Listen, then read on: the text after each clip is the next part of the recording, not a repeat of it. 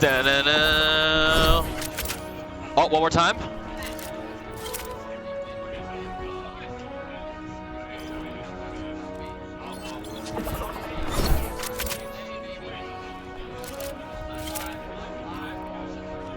Okay.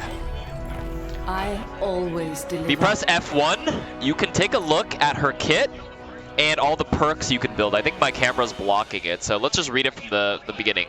Rev draw bow, rapidly fire bolts, right click is ADS, take aim, slow momentum to take aim. So here we go. You shoot, bolts. And if I jump, which is updraft with E, and I ADS, you slow down in the air, see? Every time I jump and I ADS, I slow down. I'm freezing in the air. Now the problem is, as cool as this is, remember, if you AFK in the air, you can get shot really easily, so it's something to consider, you know what I mean? Okay. So you'll notice at the bottom of the ult bar, do you see a bunch of orange circles? So if you read her passive right here, bounty hunting. Every 5 kills gain bonus ultimate charge. You also have the damage passive, but she has a unique passive, and that's what's being shown down there. Okay. So anyways, so rapid draw. E is just an updraft where you fly into the air, you ADS and you slow down, aim down sight, and then quick dash is just take direction of where you're moving to. So I can dash into the air like this, shift once, like this, to kind of float and pick a direction. And every time I aim down sight, you'll see the middle UI. I have, what's it called? I have 12 ammo on the bottom right, but if you ADS and shoot, do you see how I only have 1 shot on the ADS shot? Then you have to reload it. Right? 1 shot, reload. So if you fly into the air, ADS, and then you dash like this, it resets it immediately. So you can do 1, 2, 3 shots, aim down sight in the air. Okay? And then her ultimate is called Bola Shot, in which where you throw it, it wraps them up and pulls other people nearby. So I'll do something like this. Hunted down. Like this. We'll shift. Alright. Now, is she coming season 16? Yes, next season. Now here's the thing. You guys notice on the bottom left, you see my name is Sage Yeti in the game. Do you see that blue bar? You guys see the blue bar? That's your XP bar. In order to get your major or your minor perks, you have to level up. So minor perk, okay, I'm gonna move my camera, hold on. Move camera to the left side. Okay. Over here, tracking minor perks selectable at level 2. To gain your level, you have to kill things. Do damage. You see my bar on the bottom left moving up? Yeah. Okay, let me kill a few more. Boom. Wait. Next. Boom. Bottom left on PC. You're gonna press left alt to level up. The 2 perks available are going to be tracking bolts. It's dealing damage, yeah, not kills. Enemies hit by 3 regular bolts in quick succession are revealed for 4 seconds, or eliminations grant more ultimate charge. Killing blows will grant 4%. Elimination is just tagging them, that's an assist. And then killing them is 4%. So enemies hit by 3 are revealed. I'll probably pick that one. Okay, so now my perk is equipped. So if I, what was it? 4 shots, quick succession reveals them. There you go. Or is it 3 shots? Sorry, let me reread it again. Enemies hit by 3 bullets are revealed for 4 seconds. Double kill. Okay, well, you can see the sonic arrow thing. Oops, I probably should kill them. 1, 2. 1, 2, 3. Alright, dope. What happens if you switch? That's a good question. Let me find out. I think you lose your level. But this is the training range, so I'm not sure. Yeah, you restart at level 1. Alright, so let me go quickly farm my level 2 perk as well, my major perk, by putting on a tank really quick. Tango spotted. Who's got a lot of HP? Oh, is there a way to like grab this? It's to discourage counter swapping. Okay, there we go. So I'll pick this one, and then here's the big level perk. So it's called Ready to Hunt. Updraft grants temporary free use of quick dash, or after getting killing blows on 5 unique enemy players, permanently reduce the cooldown of take aim by 20%. Nothing too crazy, I'm gonna be honest with you. Alright, cool. Those are all the perks, and that's basically Freja. She's just like a really cool Aloy, like Horizon Zero Dawn. Like if you're a Zelda player, you're gonna love aiming down like this, slow. Alright, now let's go in order of all the perks for all the heroes, shall we? Alright. Please look at Mercy's. Well, listen, I'm gonna go left to right. Or should I go right to left?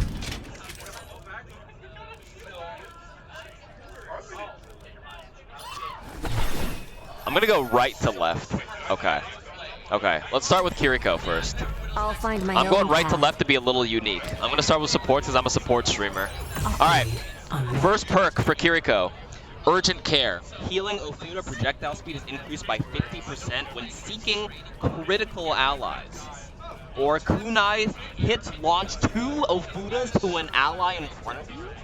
Wait, I would pick that one. Like, think about this. How often are people going to be critical health? Not as often as just having, like, in general, kunai launching. Oh my god. Wait, look. I'm hitting them. I'm DPSing. My Ofudas are flying. Yo, this one seems better. 100% this seems better. There's no debate. This is where balance is going to be tricky because you have to balance every single one of these heroes correctly. Also, let me lower the volume a little bit. Everything needs to be tuned. Okay, that's the first perk. Alright, second perk, the major perk, Shuffling. Swift Step can be used again within 4 seconds of its initial cast, or Suzu grants 40% movement speed for 2 seconds. Interesting. Interesting. Team play Foxtrot, so you maybe don't have to run to speed, but then you have to burn your Suzu early, and it's a long cooldown to kind of go a little quicker. I would probably pick Shuffling at first, maybe. I feel like Shuffling to quickly, like, TP once, fight, and then TP again, go in and out. TP to person, Suzu them, and then TP out. I think that one actually has more uses than the speed. The speed is only 2 seconds, but, like, you know, there's going to be use cases for it for sure. Stadium will be completely different, yeah. So, you know, I can go. Right now, I'm hitting them, and my Ofuda's healing. I TP, Suzu, TP out. All right, that's dope. Let the Kitsune guide you. Okay, what's next? We're going right to left here. Let's go to Juno. First perk. Oops. All right. First perk is going to be Pulsar Torpedoes lock on allies 35% faster, called Familiar Vitals, or Hyper Boost. When using Glide Boost, passing through the Hyper Ring pushes you forward. So Pulsar Torpedoes already lock pretty quickly. If I had to pick, I'd probably pick Hyper Boost. So when using Glide Boost through this, oh my. Oh my god. Wait, that's a very big boost. I would probably use that one for a quicker initiation. Thoughts? Boing. Freja is going to be season 16. Okay, so that's Juno's minor perk. Major perk is going to be activating Glide Boost resets double jump, or Medi Blaster can crit enemies. So that's going to be DPS, Master Blaster. What a name. Keep your... Never mind. Master Blaster. And then we have Reboots. Activating Glide Boots resets double jump. I'm trying to see which one would be better to pick. Medi Blaster, listen, with Medi Blaster, there's like damage fall off.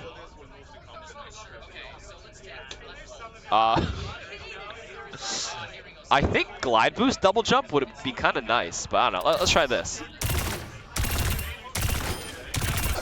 I feel like as Juno, you spend a lot of time healing your teammates. Because you can't split... wait, are you allowed to crit your teammates for extra heals? I don't think so. It's only critting enemies, which is why I didn't like it as much. And I guess to combat counter swapping, you can't like, I don't know if you're allowed to re-choose in hero select. Yeah, you're not allowed to like respec unless you swap heroes and swap back. So like having these perks is disincentivizing the counter swapping because they're trying to encourage you to stay on that hero and adjust your perks. Yeah, I don't know. Can you crit heals? No, I don't think you can crit heals. That's what I mean. Yeah, swapping goes back to level 1. The only reason why is in practice range you can grab the ult charge thing and it'll allow me to pick the perks. But normally you have to level up your perks by like dealing damage. Actually, can I check if healing levels you up? Hold on, give me 1 second. So right now, obviously, if you look at the blue bar on the bottom left, if I deal damage, the blue bar is going up. Let me check for healing. Oh yes, healing also does it too. But the problem with being like a tank player is like blocking doesn't give you XP. So like, if I block as Reinhardt, do I actually gain anything? Let's see. Yeah, I'm getting no XP right now. I have to be dealing damage, but Rein does do a lot of damage, so I don't know. I won't reveal Doom. I'm going from the supports forward. There's a lot of streamers like going through the perks right now, so like maybe you can find a tank streamer to go through it. I'm going to do the supports first. So we looked at Juno's. Let me check the other ones really quick. Perks is everywhere. Perks is going to be everywhere starting next season. So let me double check. Pulsar Torpedo's locking in a little quicker. Let me just see what that looks like. I mean, yeah, I don't know. I probably wouldn't pick this one, to be honest with you. Alright, let's check reboots. Activating glide boost doubles, what's it called? Go like this, double jump. Oh no, wait. Double jump into glide boost into double jump. I feel like having general bigger mobility is more important, has more of like an uptime on your actual gameplay flow compared to just like your pulsar torpedoes locking in just a little bit quicker. Boom, double jump, glide, double jump again. Yeah, I think this is definitely the pick if I had to choose between the two. All right, that's Juno. Let's look at Zenyatta really quick. Can we have Ana? I'm going right to left, okay? First perk for Zenyatta, snap kick, knockback distance by 30%. Ascendance. Sorry, I think the third person camera is going to be in Stadium. Stadium is going to be a game mode separate, which with the pickable currencies, it's going to be a lot later. Okay? Activate and hold double jump to hover. Yo. What? What the heck is this? 30% knockback on snap kick could be good for anti-dive, so I see why people want to spec into that perk. But this will help you like float across different positions. Like, wee, wee. A quiet flank. I think we picked this one, chat, for the most part. Are perks going to be in comp? Yes. Float Yada. Well, it's called Ascendance. Alright, the major perk is going to be secondary fire charges 20% faster and stores 1 extra orb. That's a pretty big DPS increase.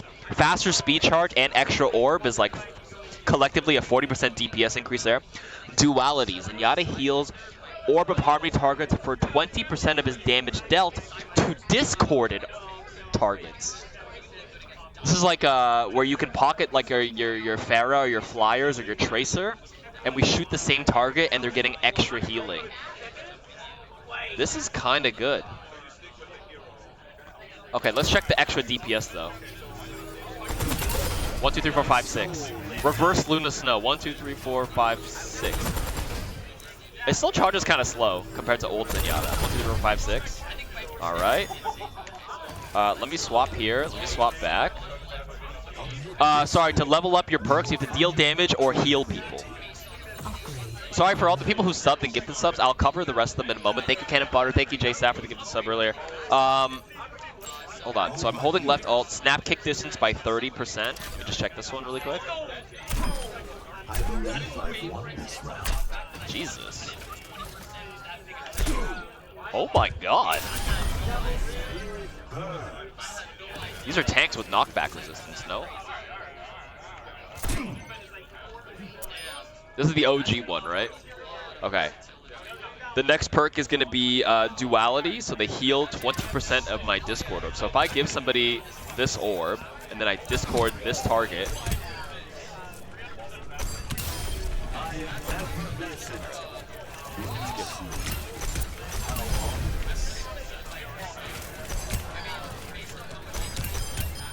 They're getting pumped healings. That's kind of cool. I like that. Sorry for the ads. They don't play that often, but they're getting played right now. My apologies. You select your perks with Alt on the keyboard. Okay, so that's duality. We're going left to right. I'm just going to go like this, okay? Up and down, up and down, up and down, down the roster. I carry my burden alone. Yeah. All right, here we go. For Illari, Healing Pylon builds 300% faster and its cooldown is reduced by 1.5 seconds, or Illari's flight time during Captive Sun is increased by 3 seconds. Pick this one. I put it down, reset up the pylon, and it's an instant. I don't know which one's better, to be honest with you. All right, next, ultimate major perk, Solar Power. Fully charged rifle grants 12.5% of your maximum solar energy overfilling. What? Up to 50% versus Sunburn. Outburst ignites enemies, dealing an additional 70 damage over 3 seconds. Wait, so let me pick Solar Power first. So what's this? Is it this? Let me read it again. Fully charged solar rifle grants 25. Oh, I see. So if I empty this and I hit people like this, it refills. Oh, it's overfilling. Look, my heal is overfilling. Full charge shot. Now I get extra.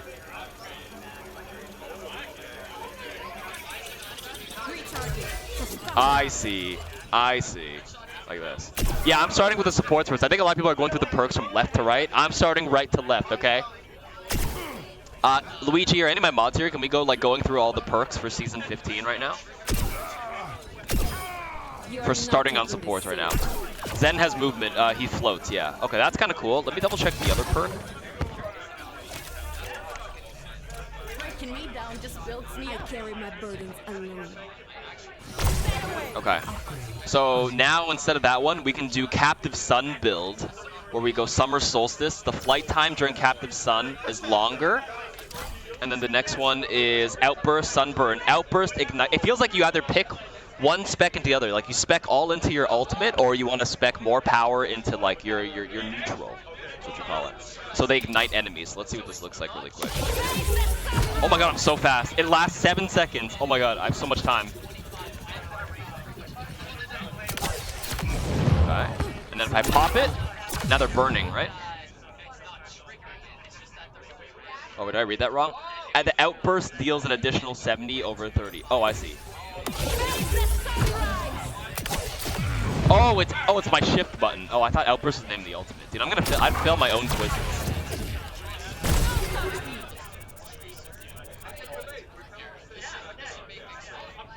Yo, so like, does Mauga do more burn damage? You know how Mauga does critical damage on burning targets? You're not worth a second. Maybe. So when I'm dueling somebody, like a Tracer, and she's on my ass, I'll be like, Wait, that's kind of strong. I kind of like this one, actually. Wait a minute. I kind of like this major perk.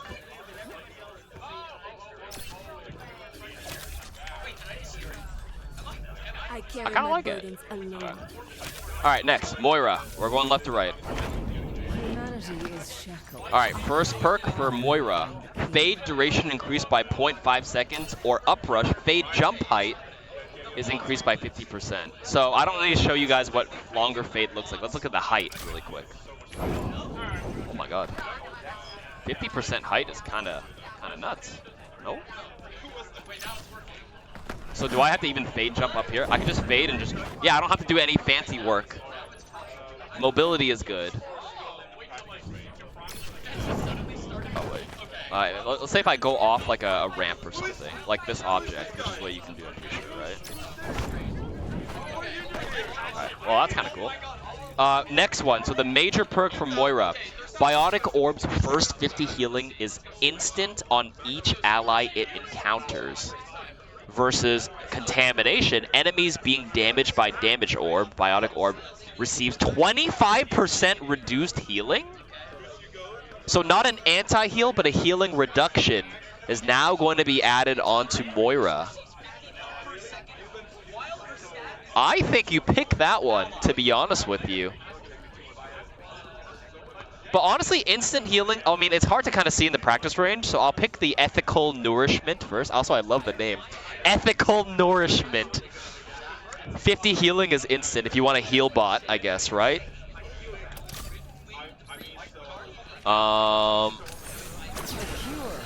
That's pretty bursty. That's kind of bursty. Please go healing. Damn. Would it take from the overall pool? I think so. I do think so. Kind of bursty, not busty. All right, we're getting into the good heroes. All right, we're going into Brig now. Let's go to Brig. Brig's first perk. Shield Bash restores 100 health to the barrier when it hits an enemy, or Inspire lasts 3 seconds longer when activated by Whip Shot. I think with so much extra healing being added in the game, you have to go the anti-heal or the healing reduction on Moira if you pick her. So Shield Bash, restoring 100 health. If you have good shield management, I don't know if you really need barrier restoration. I would probably pick Morale Boost if it were up to me. Like, this is going to last a long time. I would definitely pick this. Do you see them? They have 1, 2, 3, 4, 5, 6, 7 seconds. Okay, and then the next perk is going to be Whiplash. Whip Shot's knockback can slam enemies into the wall, or Repair Packs instantly heal an additional 35 health to critical allies. Oh, I guess it would be very situational, right? If you want to, like, quick heal them or the knockback damage. If you're doing, like, well, let's see what the like, I don't need to show you guys what Quick Fix looks like because it's pretty intuitive, but Whiplash might be kind of cool to see. Okay, they don't get stunned against the wall, but, like, it does a little bonus damage. Bonk, bonk. You hear that?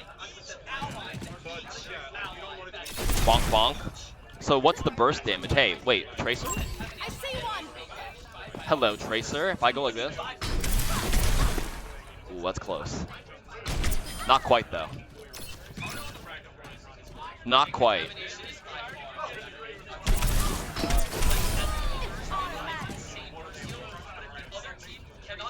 Yeah, so with low whip accuracy, you probably don't spec into the whip shot one, and you just do the quick fix. All right, where my Mercy mains at? Don't worry, I'll be right behind you. You get your perks by healing or dealing damage. I'm in the training range, so there's like a shortcut to level up to level 2 and level 3 to get your perks. But when you actually play the game, you start at level 1, and look at my bar to reiterate for those who joined kind of late. Yeah, see my blue bar on the bottom of my name is building up right now. That's kind of slow. I don't know what the rate is, and then if you heal, you'll also build up as well. All right, let's take a look at Mercy's kit now. So first perk, Mercy, Angelic Recovery. Mercy receives 15 health per second, while Caduceus staff is attached to a full health ally. So if I assume if I'm damage boosting, just if my staff is attached, I can still self-heal. Or regular heal, because doesn't Mercy already heal if she's healing somebody? No? Isn't that how it works? So let me check with I think this is what it works. So let me take some damage really quick and damage boost them. Oh, I'm healing. Oh my god, so I can sit and damage boost. So usually when they're not full health and I heal them, I will share healing. But now if I shoot damage boost instead, I can self-heal. Only if they're full health though. Only if they're full health. Look, I'm not healing. I heal them to full. They're full health. Oh wait, while I heal them, I will self-heal. While I damage boost them, I will self-heal. Yeah, she already heals 40% of apply. Okay. And now the next one is going to be Chain Boost. Secondary Fire, which is your damage boost, links to 2 people. 2 people damage boosting. Or Flash Heal. Resurrect can be used on the staff's active target to restore 150 health. Doing so incurs a 15-second cooldown. So let's look at Chain Boost really quickly. Right? Double damage boost for the rest of the game is like kind of crazy. Only damage boost though. 2 people. They have to be kind of close, no? I don't know what the exact range is, but like, okay, you've got that. Now let me check. Oh, if you have Echo and Pharah, oh, you run the double flyer comp. And they both fly together and you sit there beaming both. That's crazy. I didn't think about it that way. Or double hit scan. What's up? You can equip them? Thank you for that. Thanks, Brian. All right, hold on. While I go through the perks, they said I'm allowed to equip all the galactic weapons.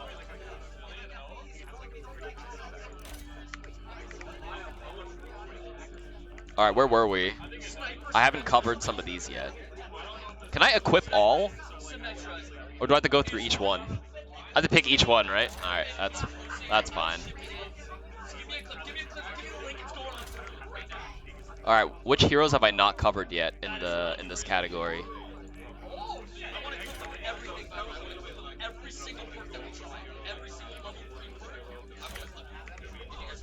I'll just cover the rest of the supports and keep going.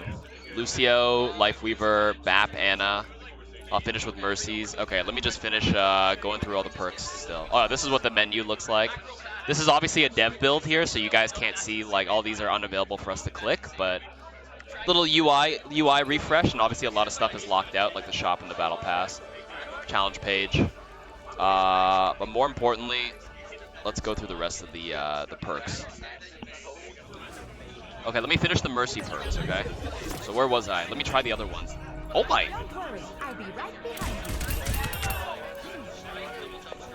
This is the competitive reward, by the way, for playing comp. Who wants to buy Jade now when you got this? Alright, let's look at the perks really quick. Pardon me? Okay, yeah, you can still get the rest of them. If you I know some people here, you prefer Jade and stuff, but that's alright. I'm gonna put these on. So you guys saw, we didn't try Winged Reach yet. Guardian Angel's range increased by 30%. I kind of don't know what the range is on this hero because I don't really play that much Mercy, but okay, let's say that target. Anybody here play Mercy intuitively? You kind of know how. Oh my God, wait, that's far. Yo, that's far though. Oh my goodness. Range is 15 meters. Oh, damn. Mercy players are gonna kind of cook with this one. Wait a minute.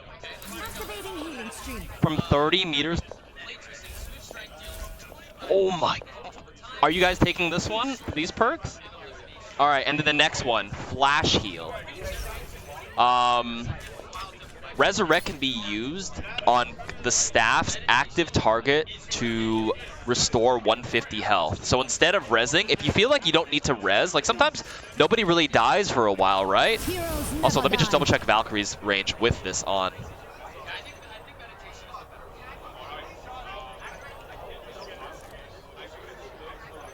Am I still in range? Yeah. Yeah, that's kind of crazy. Okay, anyways, let me go look at the res. So instead of rezzing somebody dead, I can optionally just do this. Oh, no. Oops. I didn't see him die. I wanted to heal them. Did I pick it? Oh, I didn't pick it yet. That's why.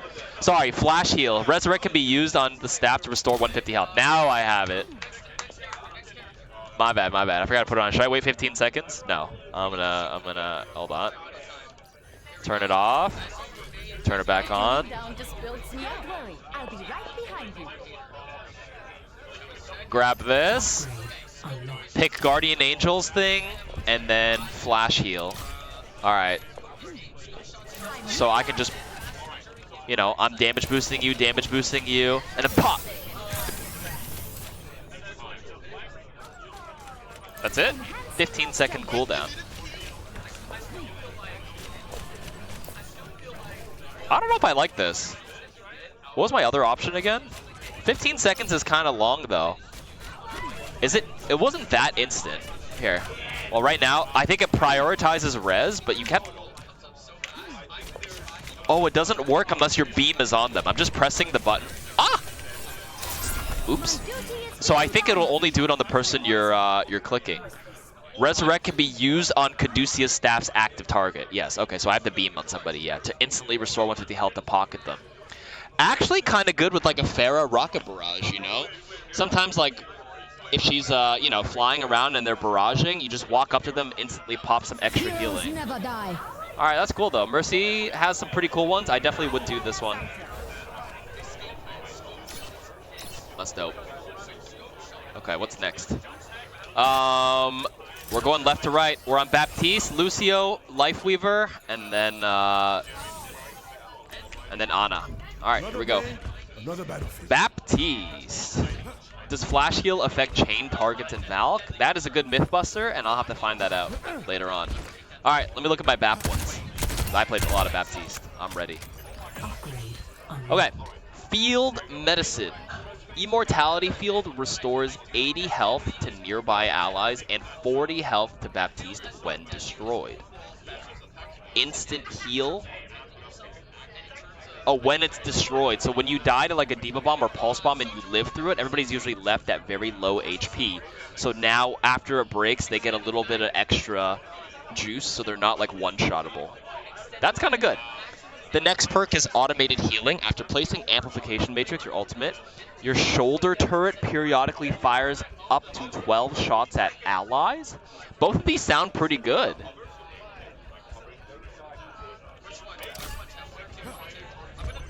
They both sound kind of good. All right, look. Let them up. Barely broke a sweat. Does it get amped through this?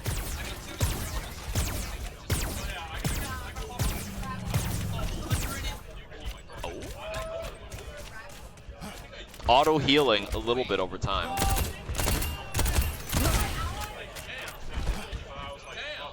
Kind of cool. Kind of cool. All right, next one. All right, major perk. That was the minor perk, by the way. Major perk, Assault Burst.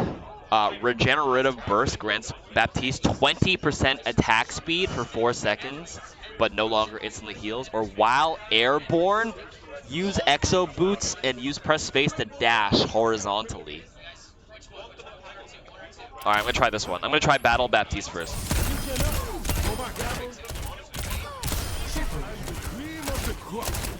So I guess if I pop my ultimate on somebody and I regen burst, what the hell's that sound? Alright, so if I do this. Let them up.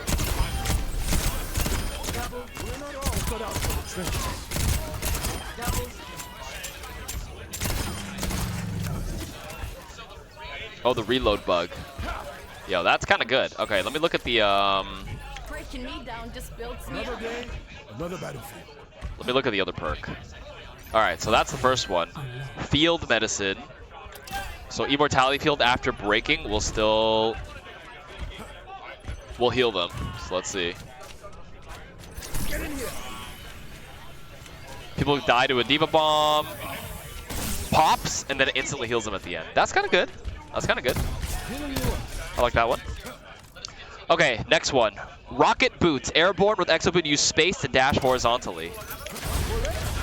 Oh. I kind of like this one. Oh, it's on a separate cooldown. Oh, I see it on the bottom right. Do you see space beside my button on the... It's on a 6-second cooldown. 6 seconds.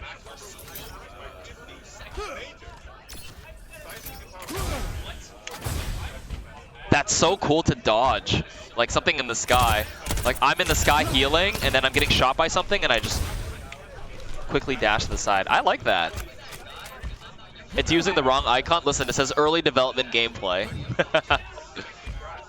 Alright, that's good. Okay, next. Lucio. Lucio perks. First one, Soundwave Knockback. The boop is increased by 15%, or regenerate 4 ammo while wall riding. Yo, I would definitely pick number 2 for the Lucio players.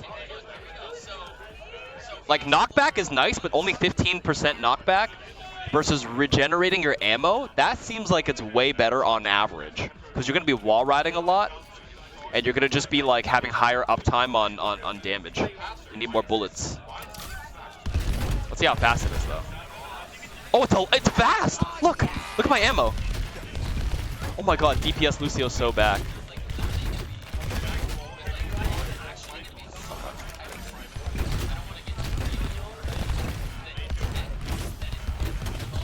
Look at my ammo. Unlimited ammo increases your DPS like crazy. But it seems like if you attach and detach, it won't like... Oh no, it's still kind of good.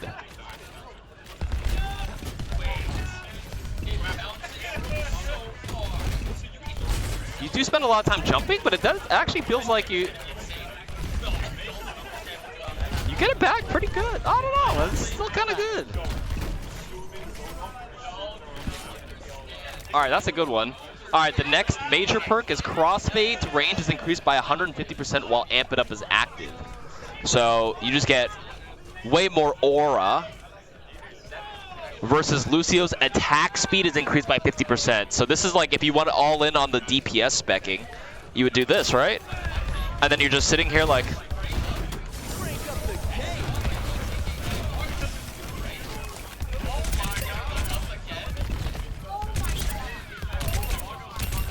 Look behind you. Oh, hi.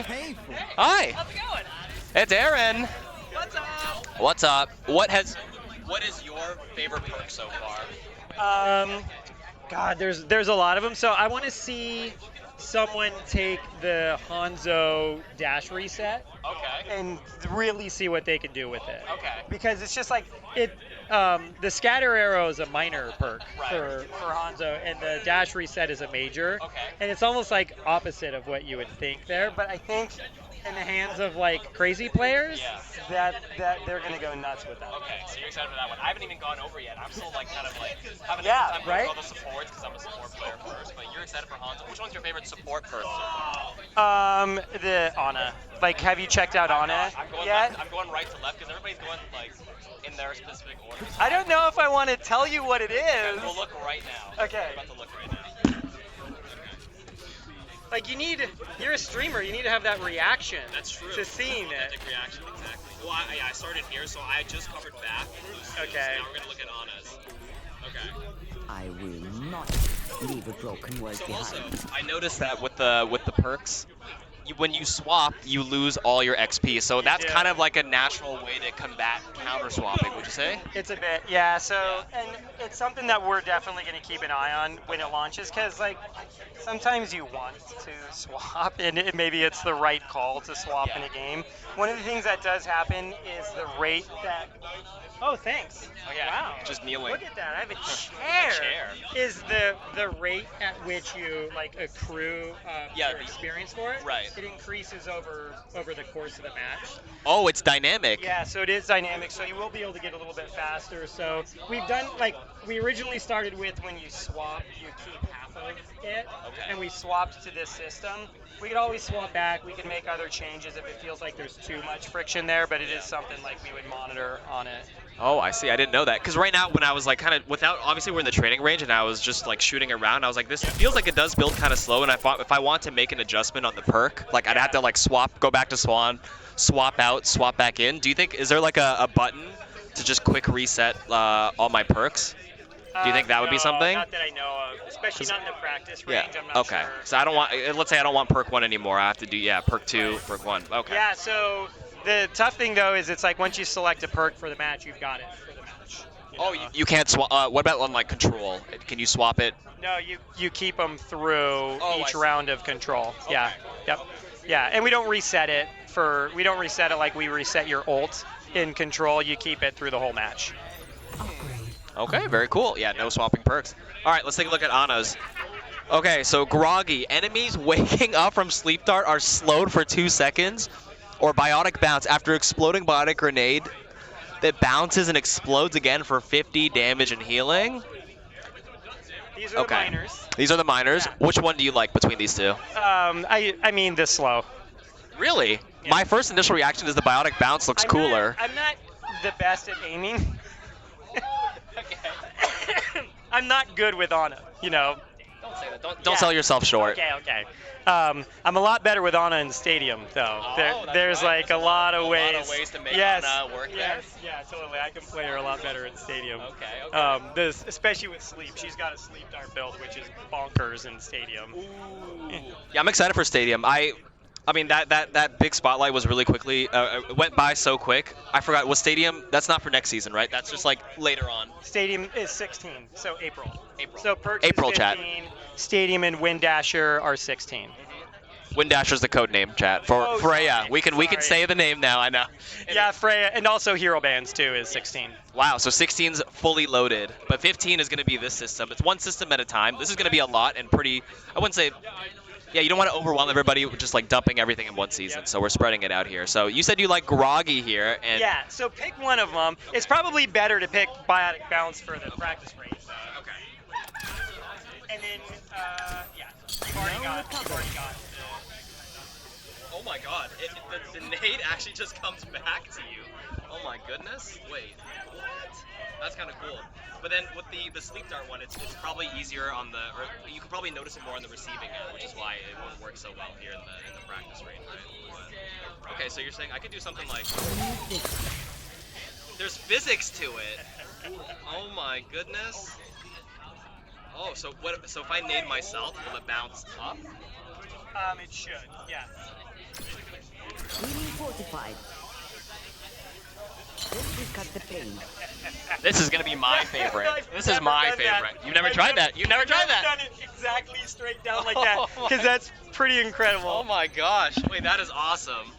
So you can get a double heal? I would assume so, yeah. But you might as well, it's kind of slow if you do it that way. I think you might as well just use this and just let it bounce off to you quickly. It's a little quicker, but the nade lineups are back, that's right. Okay, you can pick the next one now. Okay. Yes.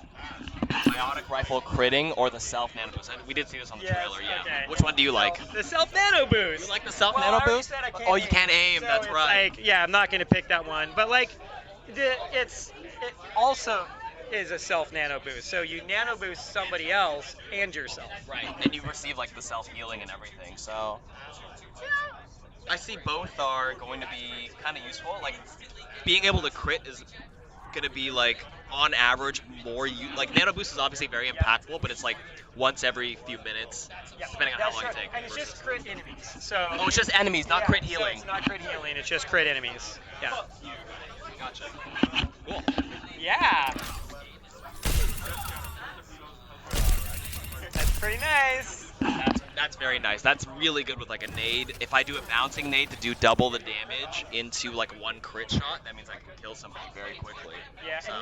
and you don't, like, the nice thing about this is you're not going to have this the entire match, so your power level, it's going to grow a bit over the course of the match, you know, and then you kind of have to, like, there's a different skill here to tracking the enemy team's perks, you know, so it's like, how fast are they getting to their perks, and then which ones have they chosen, you know? So I know it's we're like, in a range right now, but if you hit tab and you look at the enemy team, you'll only be able to see which perk they picked, yes. and then you get to see how much XP they have underneath No, their XP. you don't get to see that the same way we don't show you how much ult percentage they have as well.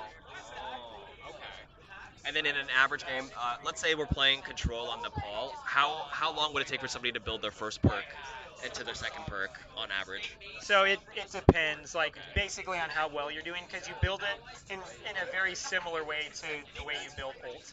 So a lot of it is going to be based off of damage and healing that you're doing. So there's a little bit of a snowball mechanic. Yeah, I was about to say that sounds like with ultimates, like obviously if people are playing well and they get their ult first, they can dump it, but then you can respond with your ult in the next fight. But because this is permanent, right? Yep. Like if they build it first and they get their perks first, wouldn't that make snowballing a little bit more extreme? Like, what are your thoughts on that? Yep, it does make it a little bit more early in the match, but because we are accelerating the rate that you get the perk experience over the course of the match, everyone ends up catching up. And so, like, in Control, it'd be really, really hard to get both your minor and your major in one round. In one round, okay. So you could do it. You'd have to be. I was gonna say crushing is probably actually more of a very back and forth fight, you know, and a longer round one of Control, you know, to do that, like that 99 to 99 with a lot of damage and eliminations on each side. You could probably do it. Yeah. But typically you'd have your first one by the time that first one was down, and then your second sometime in the middle of that second point. I see. Okay. And so it's like it's it's like 1/3 of the way through the match, 2/3 of the way through the match. You know, is when you would get those. Okay. When you said there's like it ramps up for both teams over the course of the game, or would the losing team get a little bonus acceleration on their XP, or is it the same for both? It's the same for both, and at the point where it really starts to matter, that's probably the losing team's the only one that doesn't have all of those. You know, so yeah. Cool. And there's knobs there. There's knobs we can turn, yeah. So this is the part where we have to be honest with like the feedback and stuff. This is your first, like you've only been able to like internally play test, but now it's gonna be out for everybody. So this is where we have to be proactive and constructive on like, you know, what feels bad and what doesn't feel bad, and you know, iterate off that, right? Yep. That's all we Yeah, really exactly. can do. Yeah. Totally. Yeah. It's gonna be a little wild. Sorry guys, the ad autoplayed. Cool. Thank you, Aaron. I appreciate it. I know. Thank you. Say goodbye. Bye. You're a natural. I'll just do exactly what you tell me to. You're a natural. You should also just say, you know, Kiriko is awesome. That's what you should also say. That's what you should. Kiriko is awesome. Yeah. All right, bye, Aaron. He's making his rounds. Show him the Giga Keller. I can't. I don't have 7TV downloaded right now. Okay, where was I with the perk? So Ana, listen, I think the critical hit one, it sounds so good.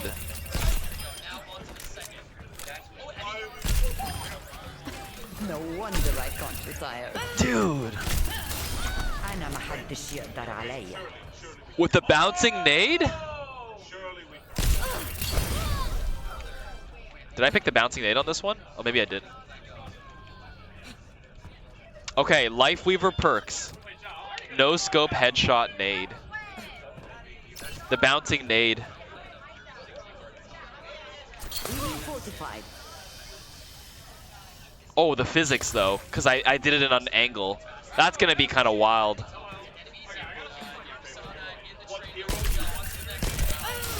The Eye of Horus watches over you. Helping you out. Oh my goodness. Inside a room with the roof? What if you stand back? I don't know, just something like this. Even just bouncing it here. This will cut the pain. Bonk, bonk, bonk. That's crazy. You get no double healing, it's only offensive. So the healing is going to be the same. No critical hit for this one. Keep fighting. Imagine in Night Market, right? Right? Is that crazy? All right, hold on, let me move the camera back here. Okay. So I went through Ana's really quick. I don't know what it's like to be on the receiving end of the sleep dart. I will check Lifeweaver is the last support I haven't covered yet, guys. I'm going from right to left, all right? I know you people here are bouncing between streamers to see what people are looking through. Here you're getting through the support stuff. Almost done. Waking up from sleep dart is slowed for 2 seconds. So how can I even show this here? Probably I can't. I'll sleep this thing. All right, wake up. 1, 2, 3. Okay, so I was looking at the bots below the waist here, and they were purple for a little longer. Okay, that sounded a little weird to say out loud, but you know what I mean? I was looking at the UI effect, because I don't have anybody else to practice on that's moving. Because you see this purple effect right here? That's how you know they're slowed. I was just trying to see how long it would take. Okay, yeah, they're like barely moving. So even after you wake up a sleeping, you know sometimes with like a Genji blading, and you sleep him and he wakes up, like he won't be able to move very much afterwards. Or like a Tracer. Tracer could probably press recall, but yeah. And then Nano Boost is the self-cast. This one's awesome. Now I'm doing double damage during Nano, right? Or 50% more damage. I can't combine it with the critical, so that's why they split it up between two. But then my nade does more and it bounces twice. So that's kind of cool. Alright, now let's look at Lifeweaver, the last support down here. Spend every moment growing into who you truly are. Alright, first perk for Lifeweaver. Life Grip now cleanses negative effects. Okay. So if somebody, I mean, it already saves them, so I don't know if I would, like, it unstuns them.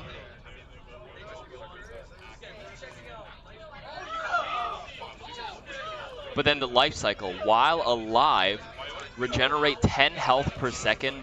Upon death, drop a healing seed that only heals allies. That's Wait, they brought back their passive, but only made it for their team for parting gift. The passive is back. Like Life Grip is like situational, but like I think you pick Life Cycle 99% of the time. This is, you're just regenerating 10 HP per second the whole time. That's correct, dude. Lifeweaver already has like the lowest death rate. This guy. The warmth of firelight. Wait, this guy's so dude. I'm regenerating HP. Oh my god. Dude, you should definitely pick perk 2. Dude, this is just tickle. This is a tickle monster. I'm full health, baby. Doesn't do anything to me.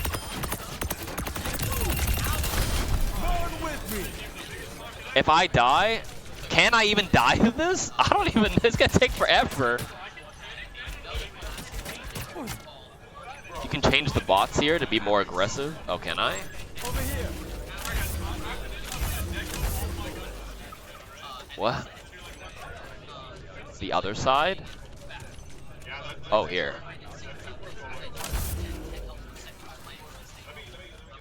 What do you mean, next to the enemies? Oh, a terminal down here. Oh, next. Guys, you said next to them, so I went to the right. Oh, okay, okay. Hit me. Oh, there we go. Drop the parting gift. Ready? Come on, one more.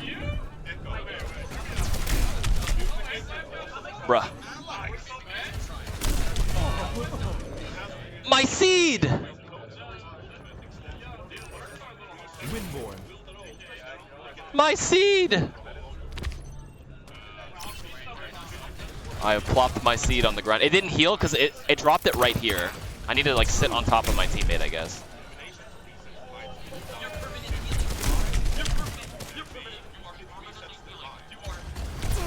Dude, what's wrong with saying my seed? Get your mind out of the gutter. Oh, did it take? Did the bot eat my seed? I think it did. The parting gift was a flower. Yeah. Okay, cool. Yo. All right, next we have. You guys are nerds. Anyways, final major perk, Life Weaving. Rejuvenating Dash adds 20 healing to your healing blossom within 3 seconds. This is the major perk. Super Bloom. Thorns detonate for 30 extra damage when enough stick. Dude, I'm picking Super Bloom. I don't even think you need to take Life Weaving. Your Rejuvenating Dash, you want to use situationally to survive, right? To dash and maybe get an instant heal. Your next healing will be nice, yes, but like, I feel like Super Bloom, the Needler, is just way better on average, no? I personally, the perks, there's ones that are like good in the neutral on average, and there's going to be ones that are situational. And this one seems, oh, way better. No, yeah. Oh. Over here.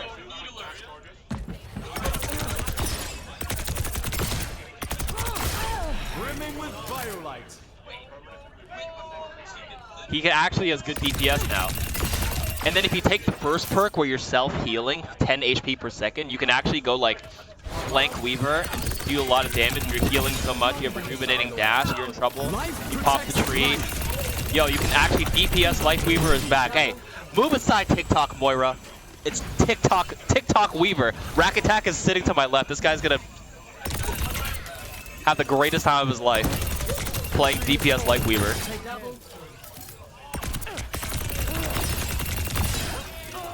TikTok Life Weavers. They're coming out. You can actually hear Rack talking about the thorns right now. Yeah. Anyways, these are going to get nerfed. Here's the thing, guys. This is, they're going to have to iterate and balance this pretty strongly, so you're going to have to give them good feedback on what feels OP. A lot of things may seem more OP on paper when you read them until you play them, and then you get a better idea of what feels strong and what doesn't, okay?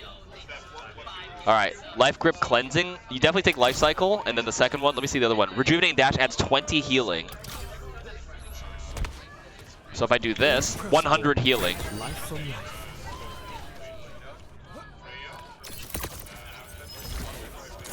I mean, it's very bursty.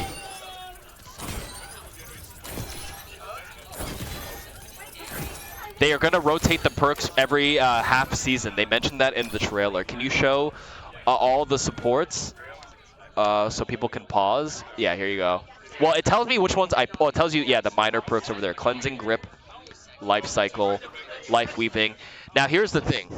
Yeah, they're going to be rotating perks every so often. I think they mentioned in the spotlight, maybe every half year. It's going to take a while to get used to it. Maybe once a year. Someone has screenshots of all of them on Twitter. Oh, there you go then. Yeah, there probably has a lot of them. There's a lot of them. All right. That's all the supports. Dude, that took me like an hour to go through them. I don't even think I can play any games. One more thing to remember is that when we were talking to Aaron earlier, you can only see which perk they take. You can press this button to hover over, though.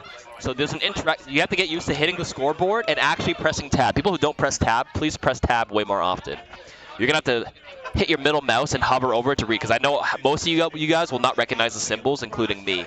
It's going to be a huge learning curve again. You can't see what level they are. You can see the enemy perks, but you can't see how far they progressed to level them up. The perks are permanent unless you swap heroes, so it's a natural incentive to not counter swap as often. You get a set of every game will have 2 minors and 2 major perks. Yeah. All right. You level up. Here. Okay. Yes, when you swap and swap back, your perks reset. So basically, here's the thing. You know how I said you can look at my XP on the bottom left, right? I'm building that blue bar XP on the bottom. Yeah. When I finally hit level 2, I pick 1 minor perk, and I'm stuck with it unless I swap heroes. So like I have to be certain that this is the one I want, because it'll slow my snowball like crazy. So here, I leveled up once. I pick my first minor perk here. Like, if I pick Life Grip Cleanse's negative effect, I have to be certain the enemy team comp is playing something that makes Cleansing Grasp more worth it. If they swap heroes and suddenly my Cleansing Grasp, I pick Cleansing Grasp right there, is no longer as good, Stay near. like, I would have to go back to spawn, swap off Weaver, swap back, and start again at level 1. So if I'm already committed to the level 3 perk, major, and it takes a while to build it, I feel like you have to weigh the choice of if swapping heroes to lose the perk is worth it or not. So it kind of feels like if you play this game now and you lock in your hero and you're past level 1, you almost don't want to swap. You know, can you ask Aaron? Aaron's walking around and probably popping in different streams. I don't know which stream he's on right now, but yeah. And it resets your ult charge, right? So counter perking.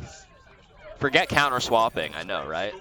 All right, I'm still going through. I know a lot of people are starting to play games right now. I see like, but like I'm doing perk coverage. Perks are in comp, they're in quick play, yes. All right, let's look at Widowmaker. Can you see the Genji perks? I'm going right to left right now.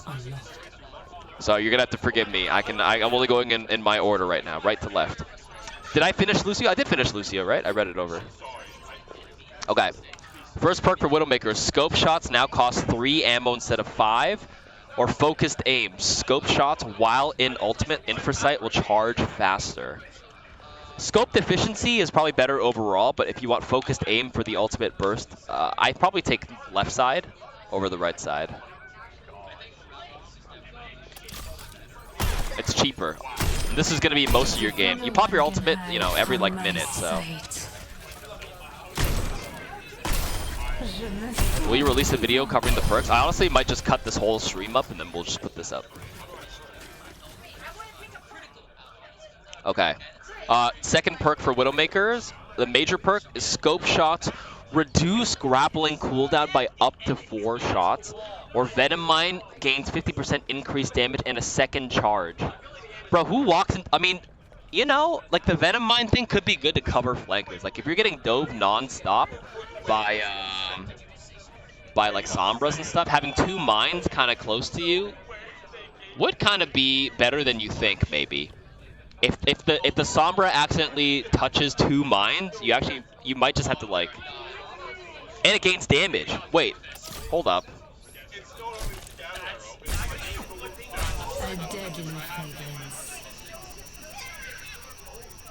Nah, it's ass. I'm not picking it. Tracer's not exploding. That's the buff damage with 2. That is. The dot is way too slow. You say Tracer would explode, but Tracer might get the new Zenyatta perk with the Zenyatta orb and just heal way too much. Like if they pop 2, yeah, I don't know. Okay, so anyways, I'll take scope deficiency. Let me actually see what focused aim looks like though, really quick. No one can hide from my sight. That is charging very quick. Look how fast that's going. It's a wonderful Look at that charge rate. That is kind of fast. That's not bad. Anyways, the next one is escape plan. Scope shots reduce grappling hook cooldown by 4 seconds. So honestly, if you're hitting your shots, what is this cooldown? 12 seconds. Each headshot just reduced it by... Wait a minute. Oh my god, it's back. Not a kill, just a headshot. It's back. It has to be a crit, yeah.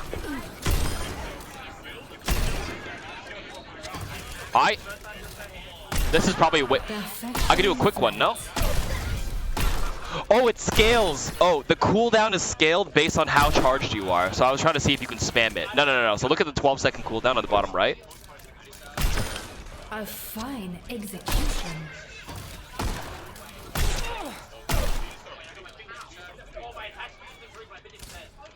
All right, hold on. Yeah, full damage 4 seconds. Okay. It's only scoped headshots. Yeah, not SMG. Try body shot. We will not try body shot. I just clicked. Yeah, never mind. Let's move on. Let's move on. Right to left, Pharah. Oops. Guys, I don't play Pharah. How do these buttons work? Okay, here we go. Pharah can move while Barrage is active, convert 75 health to shields. Helix shields is actually pretty good if you don't have a hard pocket, actually. But the Barrage, okay, I mean, I don't really need to show you what 75 health look at shields looks like. You can kind of just like self-heal if you hide in the cover. Barrage moving seems kind of cool though. Justice reigns from above. Oh my god. Okay, you don't move that as much as I thought you would, to be honest with you. I thought it would be more. Justice reigns from above. I mean, you're just not sitting still, but the movement is very slow. It's very slow. It's better than being a sitting duck, though. Because you can kind of do it around cover, and then if you're getting, you know, they're shooting you, they're high nooning in the distance, you can just quickly duck into cover. I might take the shield HP, because that's just better on average, right? Having extra sustain. Okay. Like, if you're barraging and you have a good barrage, you'll probably kill 2 or hopefully 2 or 3, which is already a good trade in a lot of cases. But that's why these perks are situational. Some are going to be just better for most games, but then you have the situational pick, which is, you know, good in a flash. Anyways, major perk for Pharah. Concussive Blast. Knockback is inverted to a pull-in.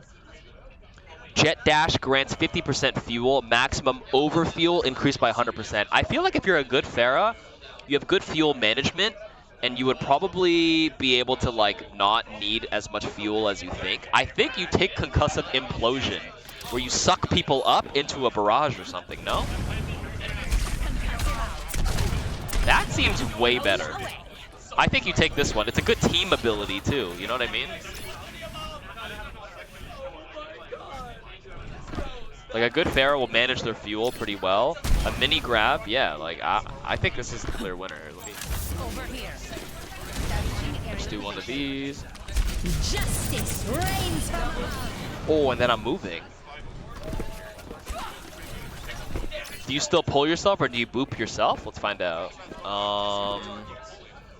It's the Moon Knight. It's a Moon Knight honk. Oh, that's strange. Oh, that's weird.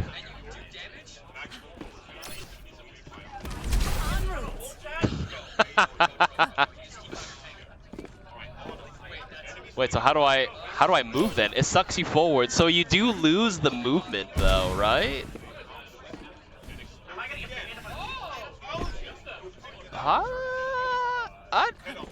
You can slingshot, I guess, but you go the other way, so you should. You know, it'll actually be kind of like a reverse feeling. You know, I mean, it could have its use cases. You have to get used to it. The jet dash one might be good. I might be underrating it. You might be right. There might be tech with this, right? I don't think so. Wait, am I doing it? Like, what do you mean? Like, hit it above a wall? Or maybe if I fling myself upwards. That's what you guys mean, right? I need something higher overhang. Maybe something like this. Oh my god, Earth Shatter, hammer down! That's an option. A little B-hop, you know? That's kind of cool. That's kind of cool. Then you kind of dodge the hitbox of that, right? Let me look at the jet dash one. I might be underrating it. So it's kind of annoying we do have to swap over and swap back, but... Strike from above. I know, I can already fly, so if I see a hammer down, I probably do one of those, but, you know. Anyways. Pharah moving with Barrage. This is what the shield health looks like, right? Shields self-regenerate after 2 seconds of not taking damage. So if I take a little bit of chip damage... then I'm hiding, I'm hiding. Oh, please. Okay, I self-heal a little bit, which is really nice when your support is actually dead. And then you also have the passive HP regen as well. So that is kind of nice. Very, very nice. All right, the second perk. She said Jet Dash grants 50% fuel. Aerial positioning underway. I'm taking off. Oh, you know what? I haven't played Modern Pharah yet, to be honest with you, and I forgot how long your fuel is like way less on this version of her. So like, Touch the sky. yeah, you can actually. I'm refueling. Yeah. I think actually the actual Pharah players have a better feel of like which one is gonna feel a lot better. I think if you take the shield HP and not the barrage and you take the fuel, you play like a very solo style hero versus you take the suck for the team. Yeah, that's cool. All right, do Brig. I already covered all the supports. You're gonna have to rewatch the VOD, or we're gonna watch the full video. Okay, let's go right to left. We have Mei now. Come on, Snowball. They need our help. Double. I'm standing. All right. First perk, primary fire range increased by 30%. I found a typo here, permafrost. Ice walls duration and cool, oh, it's not a typo. Ice walls duration is increased by 2 seconds, but I guess the cost is the cooldown is also increased by 2 seconds. Wait.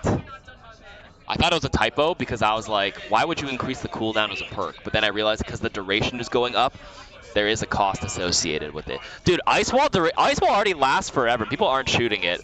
That permafrost might be like the noob, like an absolute metal rank menace. That thing is not going down. No one's gonna shoot it. But primary fire reach is kind of nice.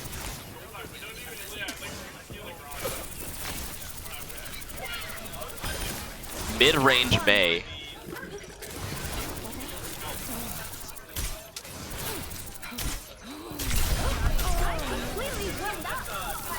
Mei can contest Widow now. All right, for the major perk, Biting Cold. Secondary fire hits slow enemies by 15% for 1.5 seconds, stacking up to 30%. Or Cryo Freeze, which is her ultimate, slows and deals 70 damage per second to nearby. Cryo Freeze is the ice cube. Whoa, wait, let's try that one first. So if I'm in a room with them like this, I body block. Oh. Wow, I'm actually on fire. Yo, that kills. 70 damage per second? And you ice cube for 4 seconds. How long is max ice block? Is it 4 seconds? Dude, in a closed room where I wall them off, in a 1v1.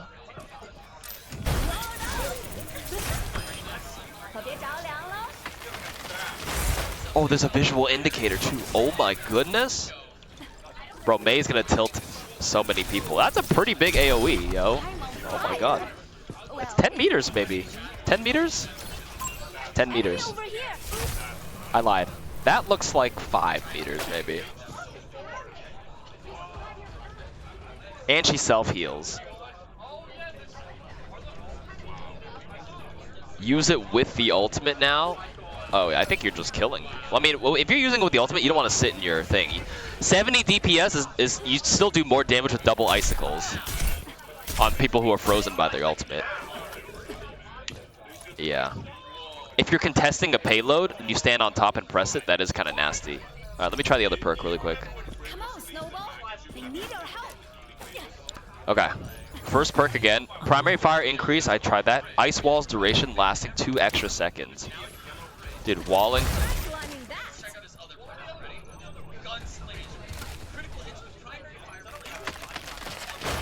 Yo. That is long. Like 2 seconds on paper, I was like, okay, but like, it feels like you're waiting forever. The cooldown for Ice Wall is also not even that bad. I think it's running.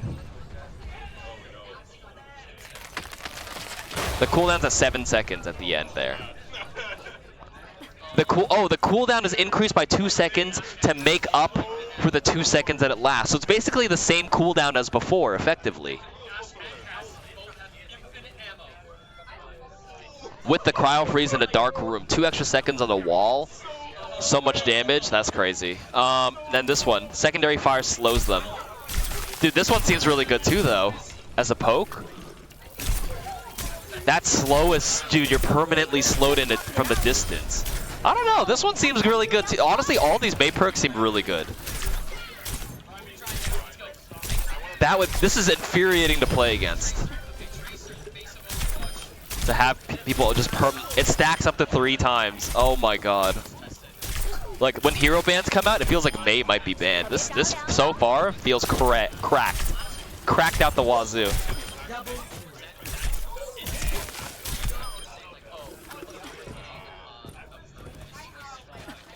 Alright.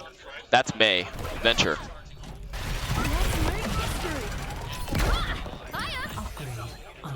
I'm going in order right to left, guys.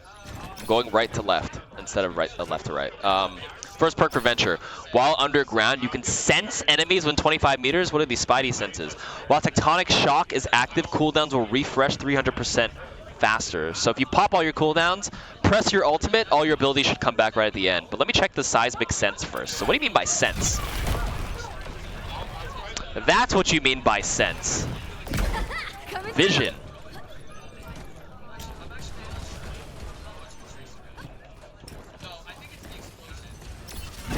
Rek'Sai. Okay, tough.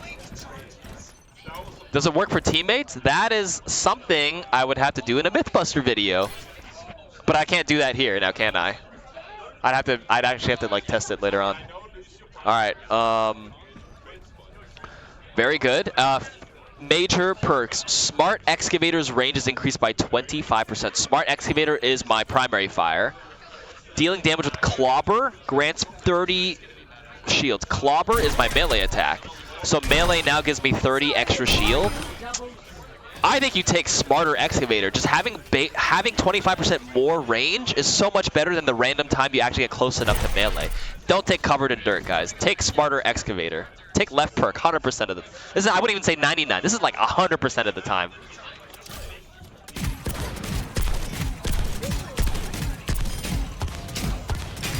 What's the range here? 23 meters. You definitely take this one. I already have some feedback. The second perk on the major looks kind of bad on paper, but I won't say feedback until I actually play it in a game. But literally, just I think you have to take a look at like in the neutral how often it's being used, and it's just yeah. Anyways, Tectonic Shock cooldown. So right now, the first minor perk. So if I press my ultimate, all my cooldowns refresh a little quicker. So here, let me dump my cooldown, dump this cooldown, pop my ultimate. It's back. Oh my god, look at my burrow. I can burrow again. Wait, that's kind of good. That feels like a major perk. How is this a minor perk? Your cooldown rotation goes crazy. Oh my goodness. Wait, what the? Seismic sense for vision?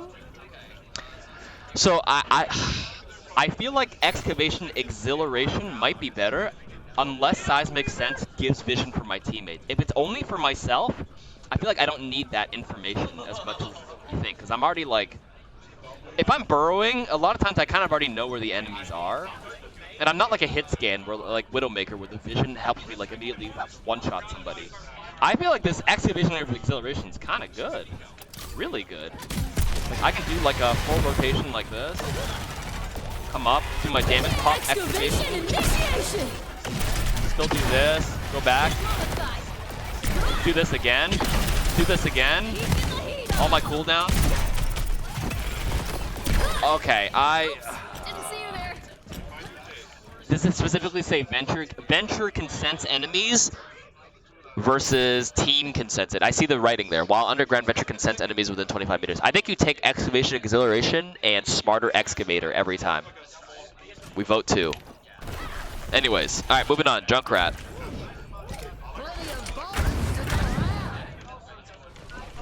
You could calm, yeah.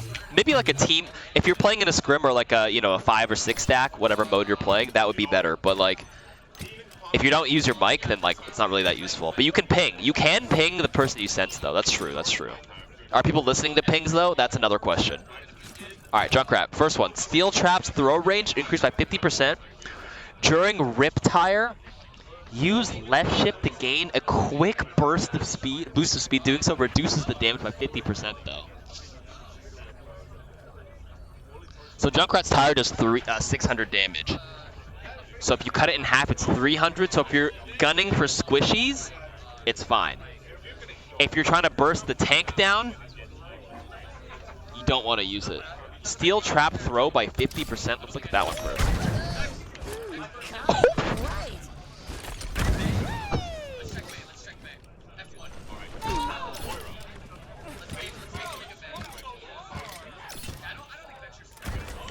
Eating it. I don't know. A lot of junks already have their like muscle memory down where they like put the trap directly down below them. I feel like you take the Riptire to get guarantee more kills. Oh, I didn't take it. Oops. I didn't level it up. Sorry, let's do it again. Riptire damage is 300. Bro, I don't know. I think you take the damage, man. I think you take the speed.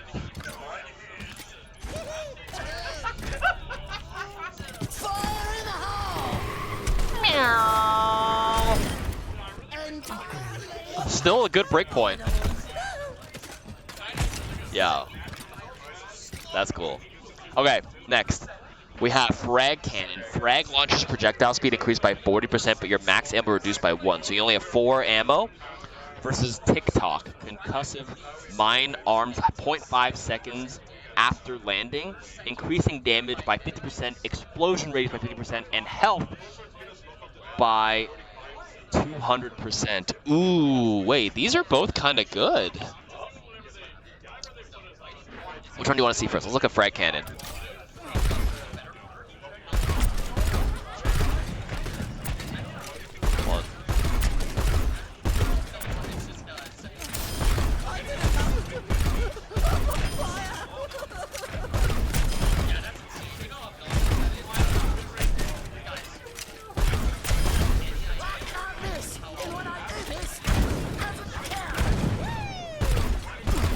You detonate it in the air? Oh, the Riptire? Or hold on.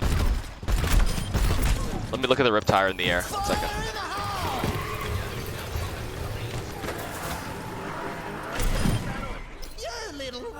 That's cool. Okay. Oh, the mines in the air. Yeah, you can. With the other perk? Oh, with TikTok? Let me look at TikTok really quick.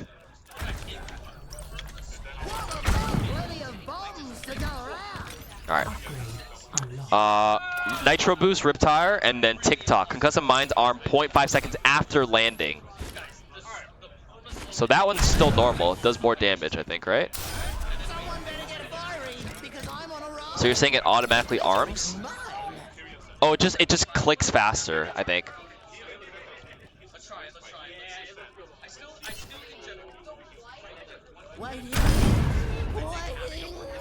Oh my.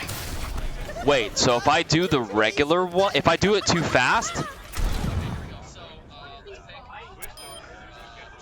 knockback, explosion radius increased by 50%, health by 200, so nobody really shoots the mines anyways, but increasing the damage is kind of crazy. So Junkrat, what's it called? Who has like a big HP pool? Everybody's at 250, right?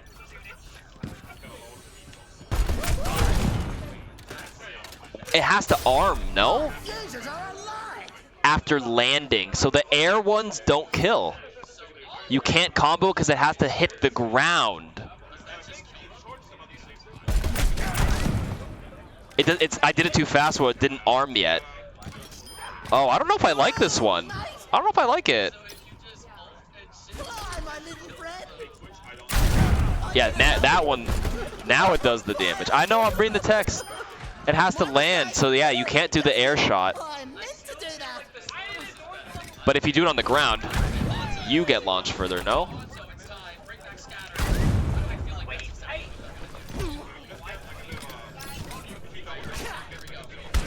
I don't play enough Junkrat to know if this is normal distance or not. I don't think the knockback increases. It just explosion radius is bigger. So like if anything, I'm pretty sure I can boost myself from here then, right? Okay, that's a little too far, I guess. Maybe like here, because a lot of people like do it like this. Maybe a bit more forgiveness on that, but I don't know. I don't play enough Junk to know the difference. All right, here we go. Tracer, server admin Tracer. Let's see it. Health packs restore a blink charge. Pulse bomb radius increased by 50%. I think you take the health pack one, blink pack. The pulse bomb radius is already kind of good. Like pulse bomb's already good unless you do a J3 pulse where you whiff and it like hits the ground. And that if you're J3, you take blast from the past because you never stick anybody. Then you can help get a kill. But in general. Okay, I took the explosion one just to see first.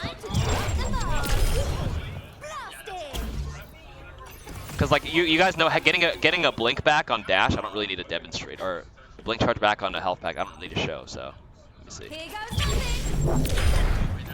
You know, that's okay. This is 7 meters away. Okay, let's say I whiff by 5 meters. 5 meters. Oops. What? Oh, I need my ult. Sorry. 5 meters. It's already scaling at 5 meters. Pretty hard. Maybe 4 meters is the guaranteed kill then. I don't know what it normally is.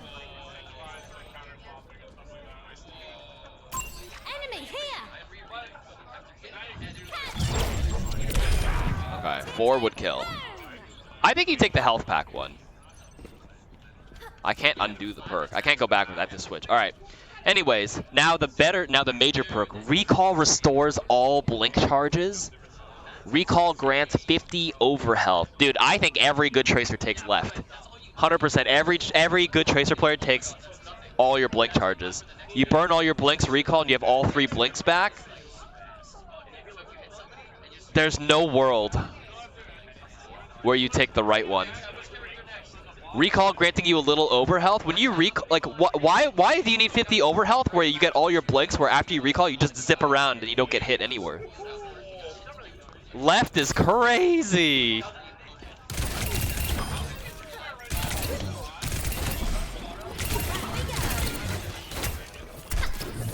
Ah, you definitely take the other one. Oh my god, perk, that's crazy. You take left. You take left. No debate. No debate. Alright, next. Hanzo. Guys, Ashe, I'm going right to left. I know I have to repeat myself. Can we pin this? I know a lot of people are coming in. Show me this perk, show me this perk. I'm going right to left. I've started on supports. I'm almost there, guys. I'm almost there. Alright. Hanzo perks. Sonic arrows hack nearby health packs. What?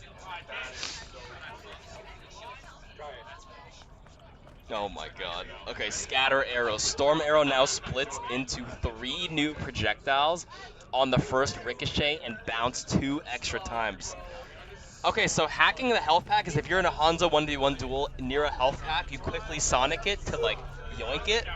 Now I don't know if you can retake it from the Sombra. Let's say if the Sombra hacks the health pack and then you Sonic Disruption it, you re-hack it. If that's the case, you might want to take this in the specific matchup against a Sombra, but I would have to check that, unless the dev can confirm. Any dev? Can I, if for the Sonic Disruption, you know how it hacks a health pack? If Sombra hacks, an enemy Sombra has hacked one, can I yoink it back for 12 seconds? No idea? Okay, okay. How long does the hack last? 12 seconds. Alright, I think you take the right side though for the scatter. 100%. Probably. How about am I reading this right? Storm arrow, hold on. Storm arrow splits into 3 projectiles on the first ricochet. Oh, I see it now. On the ricochet. So only if you're directing them in the body, it doesn't matter. But this is like when you're like, you know, on a new part of the map, when you just spawn, they're hiding behind like the gas station on Route 66 and you're on attack. You can bounce it off the back wall and do some corny stuff. Or in a dark room like this. Wow, I hit absolutely none of them. Should I shoot their feet though? I don't know. If I can headshot them, I take the headshot. If I'm in their face, I take the headshot. Let's see. I think all 3 arrows kind of split the damage. That does not seem that good. You definitely want to shoot them directly if you're already here. This is definitely just a spam it if you don't actually see the target kind of thing.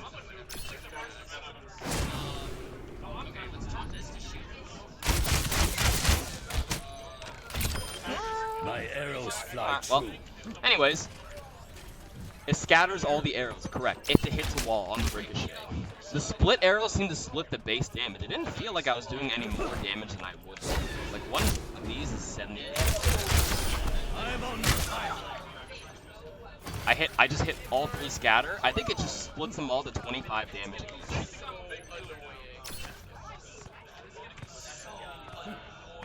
Does my mic need readjusting? Yeah, sorry, I have to eat the mic. Oh yes, I do have a question. Hey, we have Alec Dawson over here. The mic is really bad, so you're gonna have to speak. So I was asking for the first perk for Hanzo, Sonic Disruption. You know how it hacks a health pack. So let's say an enemy hacked a health pack. Enemy Sombra is owning that health pack and has it under her control. If I Sonic that one, will I be able to recontrol it for 12 seconds? I think she still has it, but I think let's take a look at that. Yeah. What do you think should happen? I think you should give. You want to override it? I think you should override it. Okay. It's only 12 seconds. You can lower the duration, but it feels like that would be a good interaction to enforce people to take it. She's gonna have a lot of them already hacked. Yeah, a lot of them hacked. You're gonna want her cooldown. Yeah, she'll have a lot of map control because I think most people would probably just pick scatter arrows in general because it just helps overall. Okay, cool. Yeah, we'll take a look at that's my first bit of feedback. Cool. Okay. So far so good. I'm just going through all the perks and like there's so much to learn, so many interactions I'm curious about. Yeah. And like I'm excited. I will say some of them I know like some of them are designed to be situational and some of them are designed to be like Torbjorn hammering his allies. Oh, I haven't gone. I'm about to go there next, but we're about to see. But I feel like some of them feel like the must pick 99% of the time. In my opinion, like for example, like this Tracer one, like the getting all your blinks back, it seems way disproportionately stronger than 50 overhealth, because like the 50 overhealth doesn't matter when you have all your blinks. As soon as you're at a recall, you just spam all your blinks and you can kind of. For like different play styles and players too. That's true. You have to think about. I think there's actually some like you'll see that like there's one for Ashe where one of her majors is more like if you hit all your shots, it's amazing, right? Viper state. Yeah. Then you get your ammo back, you deal more damage. Yeah. But not every Ashe player is going to do that. That's fair. So, That's fair. Yeah, it's pretty compositionally different too. I guess that's kind of like with like Brig as well. Like if you can't hit your whip shots, I think one where it's like if the whip shot hits the wall, they take bonus damage. But if you're not really good at that, you just take the extra healing on the pack, right? Yeah, but like also like it depends on who you're facing too. Like Tracer 50 overall can now kind of like duel certain characters differently. Like yes, you can do that for mobility too, but like I think 50 overhealth is she's a 225 HP character for that time, so it's pretty strong. Yeah. But yeah, well that one actually Flashback in particular, in development had different rates. It was at one blink charge for a while, but it didn't feel like it was super impactful. So we're seeing what happens when it's all your blink charges. That is one of the ones I think you're right. It's quite impactful. Do you think we could get like in some of the dev vlogs or whatever, just could we show like win rates on like different perks? Are you gonna have that kind of internally? I think we do have the telemetry set up, so we are gonna see like pick rates and like we're gonna look at like, hey, when you pick this composition with these perks, like how'd you do? That day's gonna take a little bit of time to like sift through in particular, but yes, we'll be talking to community about like which ones are impactful, which ones people are picking, all of that stuff. Okay. Do you think I mean, I'm not gonna. You don't have to make any like early promises, but like if something is incredibly like too strong, like once it's like thrown out to all the players, like, and one feels really bad, can we expect like an instant like tweak on like a mid-season or like a hotfix patch? Like are these like easy to kind of tune? Oh yeah, we can totally tune the knobs are super easy to dial. That's part of the reason we have this system. It's like we have a gameplay layer that rather than just your base kit that we can tune. I think that's really a good tool for us. One of the things we do want to do is like let these breathe for some amount of time. Yeah. Right. So let people like experience it, see what the meta actually, where does it settle, things like that. How long does it take to settle? But I think in 15.1 we'll be looking at which ones are maybe a little overtuned, which ones are a little undertuned, see what type of tuning we want to do. And on a seasonal basis, look at ones that maybe people just aren't interested in, and then coming in and giving you new ones. And then doing a bigger drop about halfway through the year. About halfway through. I mean, yeah, I think they mentioned that in the spotlight video. Around halfway through the year, when everybody get a new one. The goal would be like every character's touched. Wow. Does that mean all their perks are new? Probably not. But maybe 25 to 50% of the perks are new. So maybe some underperforming perks might get a replacement. Or if there's just like a theme that we want to lean into, you know? Oh, like, okay. We really want. I think we have some for Lucio that are a little aggressive Lucio, but like say we didn't have that. It's like we want to lean into aggressive Lucio for the next like half year. We could do that, you know? Yeah. Very interesting insight, guys. That's exciting. Yeah. I'm having a good time going through everything, so yeah. That's cool. Really cool what you guys have built. All right. Thank you.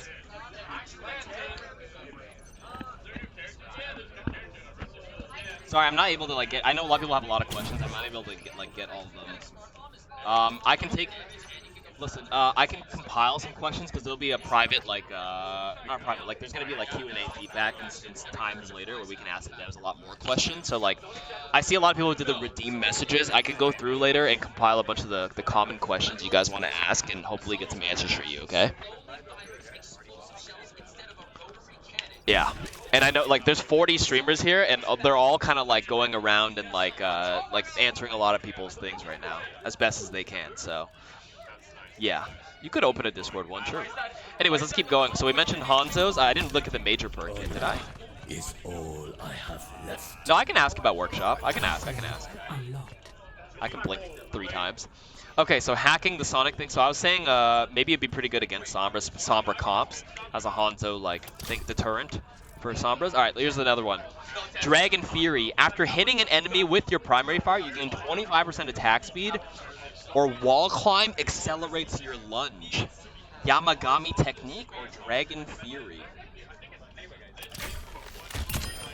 Unerring Putting my attack speed goes up. Forged in the dragon's breath. I took Yamagami thing. No, sorry, I took the attack speed one. Oh, the time for full tension bow. The next one is really quick. I think it's easier to do it with a dynamic crosshair to get a better intuitive feeling on how that actually looks. So let me do something really quick here. We want to go to reticle. We want to turn on show accuracy. Okay, do you see how long it takes? That one's, you can see, right? That's the second one. So if I hit somebody with this, the second one charges a lot quicker.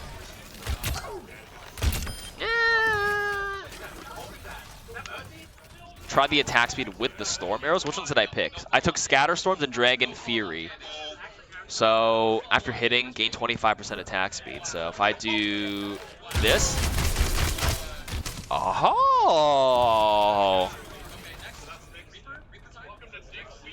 that's a good one. Wait a minute. You'd have to take them both in succession, though.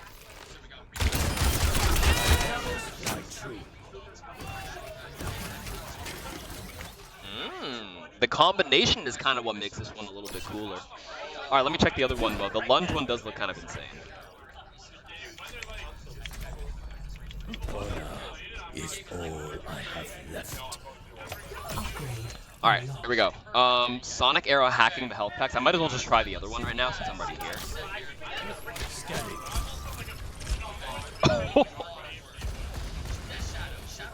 We'd have to see if it counter hacks the other Sonic. Dude, that's pretty long. That's the full cooldown of your Sonic, so you can perma-hack it. Wait, it matches your Sonic cooldown, so you can control this the whole time. So you're a pseudo Sombra. Wait a minute. Right? It's the same as the cooldown, so every time I can take a look, it's mine, it's our team's. They can't take it. Really good on certain maps, on Control or like underneath Route 66. The gas station health pack can be yours without having to play Sombra.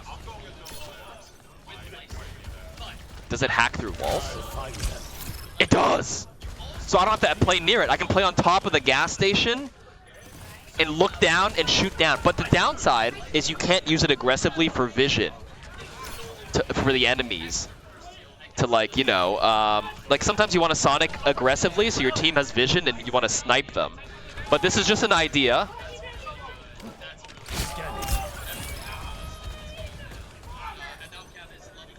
It's an idea, right? Am I going to play later? Yes, I'm just going through all the perks. There's a lot of streamers here right now that are also playing the game, so yeah. All right, what's the next perk I didn't pick was Wall Climb accelerates your lunge cooldown.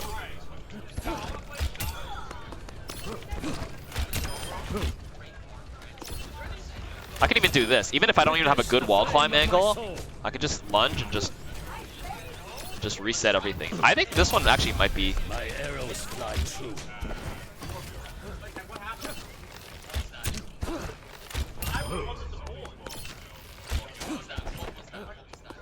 Like I don't even like if I mess up my wall climb, there's like a roof over here. I still get my shorter lunge cooldown. You are weak. I don't know. This one seems kind of good too, guys. I don't know. This is nice. This helps us neutral a lot. I think this one is already kind of good. The attack speed one is real. Dragon's Fury is good if I take scatter arrows. I think if you spec one, you should probably combo it with the other, but yeah. Okay, that's Hanzo. All right, Torbjorn. Alec kind of teased it, but you get to hack, you get to bonk your own teammates, right? I haven't looked, so like I'm learning all of this as we go. All right, first perk. Forge Hammer can restore armor health to allies. Turret's repair heal is increased by 25%. Or fully loaded. Activating overload fully refills rivet gun's ammo. The problem with being a healer Torbjorn on armor, like how fast am I restoring their armor though? I'd take the right side for more DPS, but I'm gonna check out the hammer one for funsies. All right, I need an armored teammate. How the heck do I make an armored teammate in the practice range? That's not armor. Is there any armored bot, by the way, or no? If my tank swaps to a non-armored tank, this is useless. I mean, there's also like a Brig in the back line, where I can bonk a few times. Like, if we look at all the armor people, like who's armored in this game, right? And nobody really repairs their Torb turret that often. Can restores. Why can restore instead of just restore? I don't know. Bastion, Winston, Brig, Ramattra, D.Va. D.Va's flying around. Like you don't want to waste. You're in a spot as Torbjorn. I don't want to waste my time walking up to somebody and bonking them to heal them. That's my support's job. I don't know. I would not take number 1 more often than not. I'd probably take number 2, where activating overload fully refills my ammo. Just helps me spam more. Anyways, major perk. Anchor Bolt. Deploy turret range increased by 50% and now attaches to walls and ceilings. Or it'll upgrade your turret for 5 seconds to increase its health and damage. I think you take overloaded turret. If your turret's already in a really strong anchored spot, I think having it like an old level 3 turret is better than just being cheesy with a random angle. And you can't swap mid-game. Like having a weird angled turret could be good for like when they first enter the choke in a weird spot you can pressure a little bit, but I just think you take overload. You're all set up. Oh! Now that's a turret. Wait, that damage is kind of cracked. Perfectly. Wait, that damage is kind of cracked. Hold on, that did way more than I thought it would. Wait, that did way more than I thought it would. Overloading.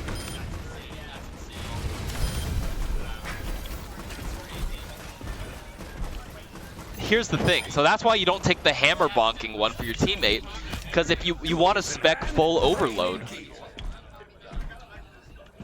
right? Why can't I take this? Oh, it wasn't spawning. So if I take this one, activating overload refills my ammo. So like I can just spam and just reload and then pop my overload and then like get more ammo and then my turret pops off. Like I think you guys underestimate. Yeah, here, like let's look at like a tank here really quickly. I'm like spamming. Press this button, reload.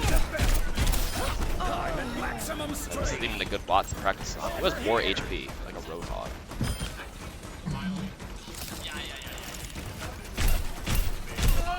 Okay, I'm waiting for my cooldown. Oh, did I not pick the level 3 turret? Oh, I did. Yeah, there we go. Yeah, I don't know. This guy is... Wonder who designed that little tail.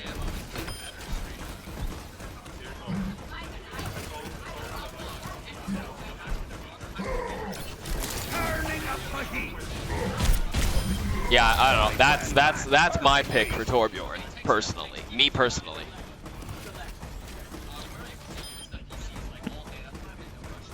That's why Tracer might need that overhealth though, because you can't dodge it. Turret doesn't damage you though. Okay. Alright, let's get into the cooler heroes. We're getting there. We're getting there. Genji. Any Genji mains here? There's a lot of you guys. It's time. Swift Strike resets double jump. Dragon Blade swing gains 30% lifesteal.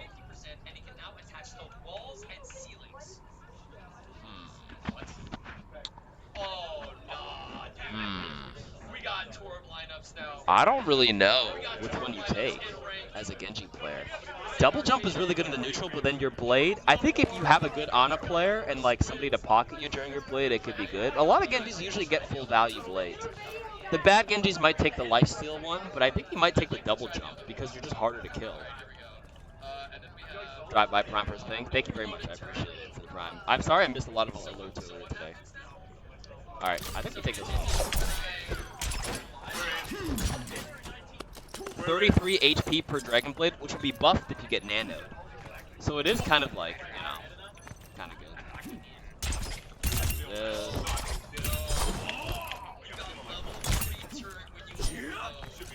So like if you're pre-blade,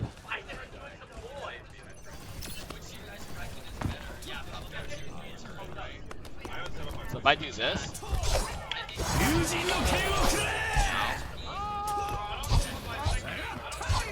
get a lot of healing. All right, cool. All right, major perk. Swift Strike deals 25 additional damage over time when used shortly after an elimination. So it's like the ghost dashing snowballing effect. Versus regenerate 25 health per second while deflect is activated. You're so tanky. I feel like with Genji's doing a bunch of Swift Strike resets, I don't know if the damage is necessary. I think you take the self-healing. You lower, you can increase your survivability a lot more. I think you take this one. I think you take right.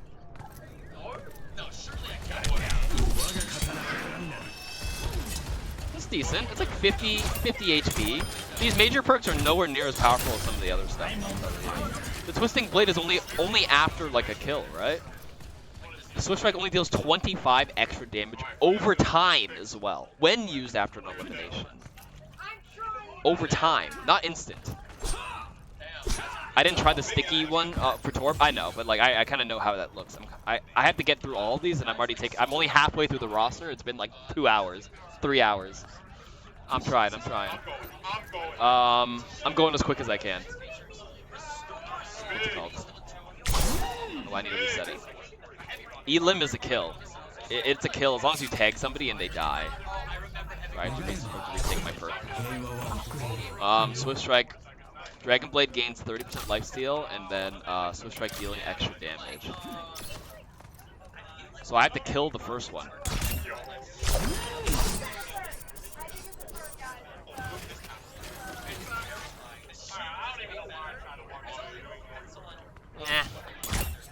Honestly, not that much. I mean, it might help you get a reset, but I think having deflect being extra survivable, because sometimes a lot of people like deflect in a bad spot, and a lot of Genjis bitch about not getting healed. So like, there's your self-healing button. It does cleave though. I'm pretty sure you can cleave it. Here, let's try it. I need a reset, or I need a kill. Oh wait, there's a. Do you see on the bottom right? There's an arrow, an up arrow. That's a pretty forgiving timer for the bleed. Look. Look how much time there is.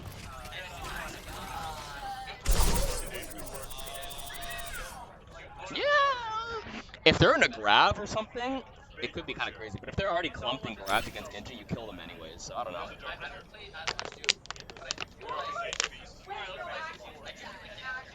Yeah, you farm a little bit more. You farm your ultimate a little quicker. I have no idea what the GPU is on this PC. All right, and I took the Dragon Blade selfie. Give me a second. Let me see what that looks like.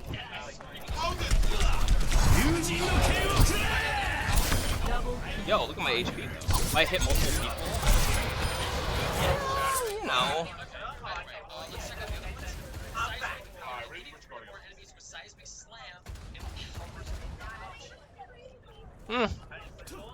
Debatable. I gotta do a tier list on these perks, man. Alright. Symmetra. From imperfection, we build a new world. Symmetra.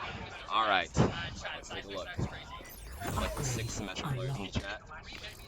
First one, Sentry Turret gains an additional charge, so you get 4 turrets. Do I really need to show you what that looks like? Probably not. You want to see the teleporter range by 50%. Ooh.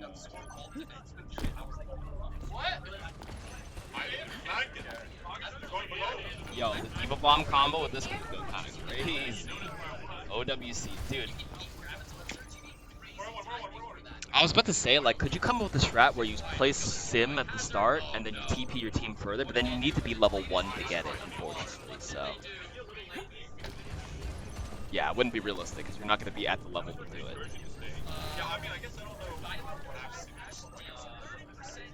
I like how it's hard stuck to like the ground though.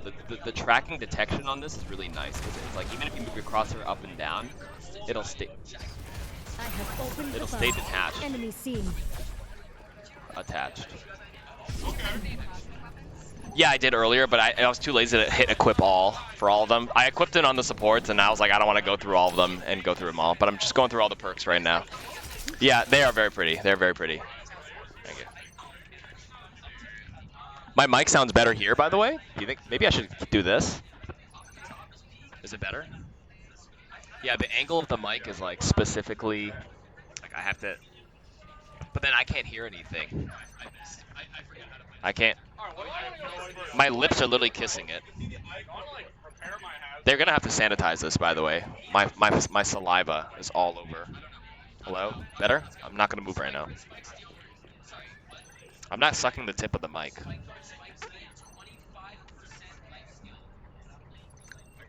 Okay, if it sounds the same, I'm gonna do this. It's okay. Brett's here. Brett, you can take this headset after. You can have it. Or maybe it's on the side here. Maybe the actual strong part of the mic is right here versus the top of the tip. Maybe. All right. Does this sound okay? It's probably serviceable. All right. Let's look at the last perk here. Primary fire range increased by 15% more with each additional charge, or Symmetra regenerates 20 shield per second within 10 meters of her teleporter?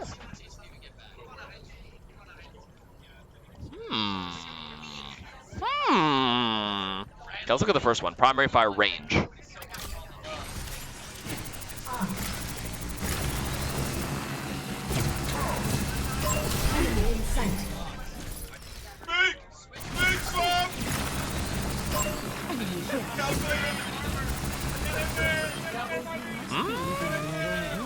This looks kind of good. This looks kind of good. This looks good. From imperfection. All right, let me look at the other one really quick though. I might as well pick the other perk if I'm gonna restart. Extra turret charge, which means more damage though. 4 turrets. Kind of good. All right, next one. Symmetra regenerates 20 shield per second while within 10 meters of a teleporter. 10 meters.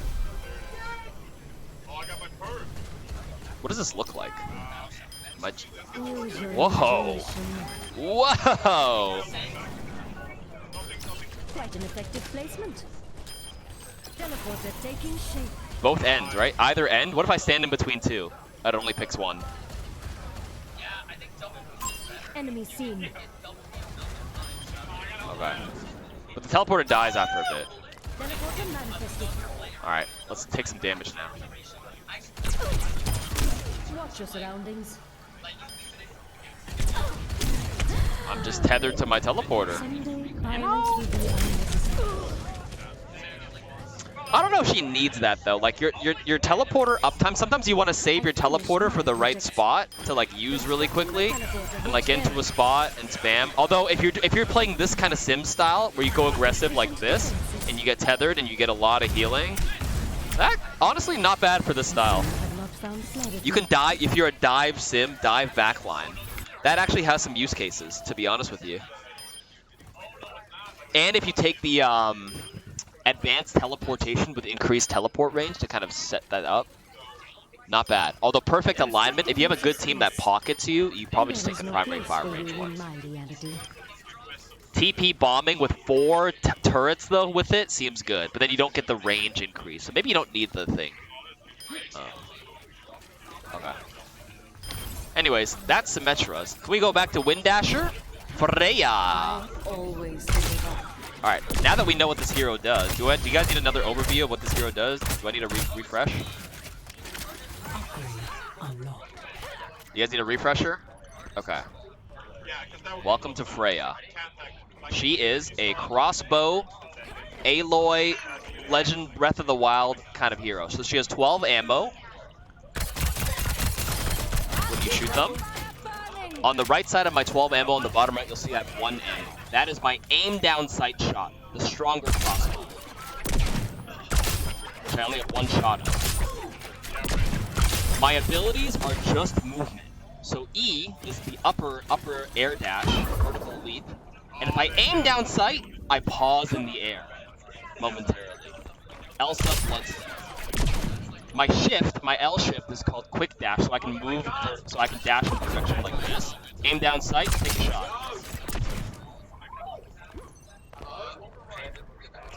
Dash. Dash, aim down sight, you slow float. Now slow floating seems really cool to like line up your shot, but at the same time, you are stationary in the air, which means the enemies also can shoot you. So like as cool as it is offensively, you have to consider the downsides of it as well.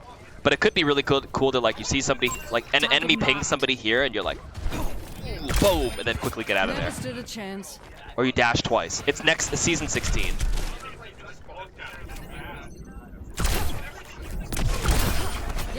So you can do 2 back-to-back shots.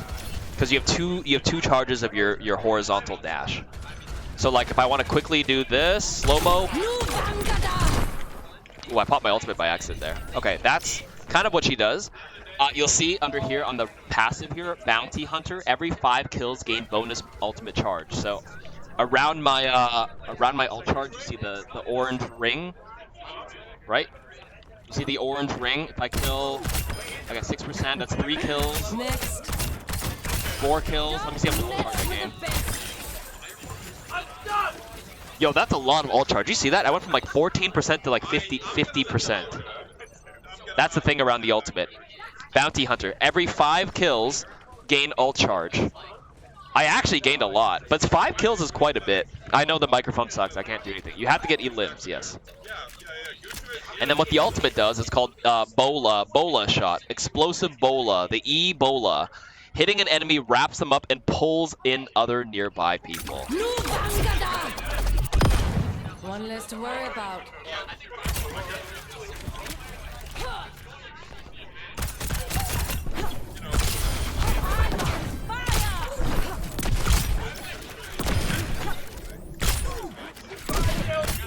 Oh yeah, the aim down sight shot is actually a slow damage over time too.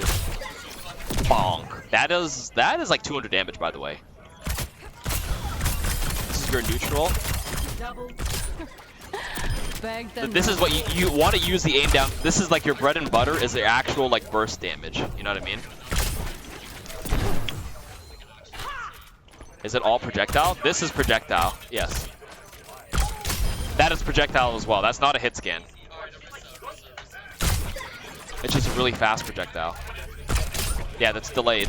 Okay, so a tracer might get 1 shot, quote unquote. but she has a. This is why maybe the overhealth on Tracer is necessary on her perk. So she has 175 HP. I think that's 170. I'll keep this fire burning. Her E is just verticality. That's it. And then pressing shift is your dash.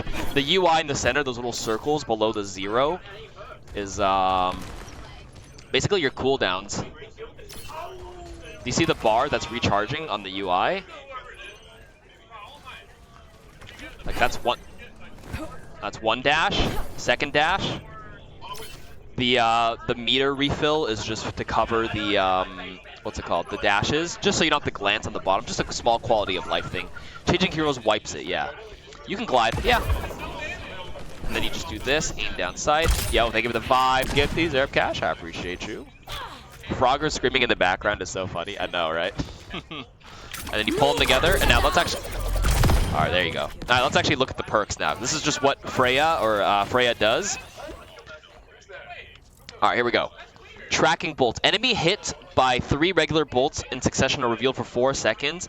Eliminations already grant 2% ultimate charge. Killing blow grants 4.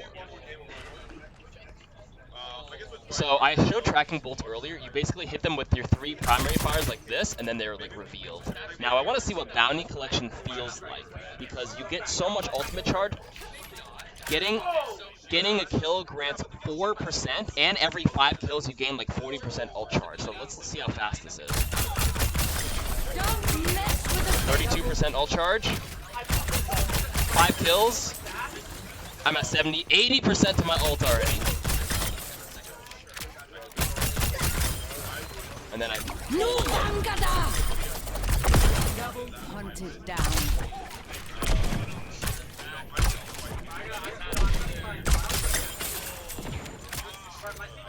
46% of my ult already. But you have to be snowballing. You don't think this if you're a bad player. Her ult is like, it's okay, right? It's not like a crazy DPS ult, but definitely pulls people together. If you guys can't aim, this is not the hero for you. I'm telling you that right now. If you don't play Horizon Zero Dawn, you cannot aim, do not play the Zero. Okay. Let's, oh my god, my game's shutting down?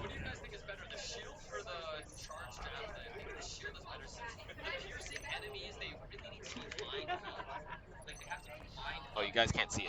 What was it?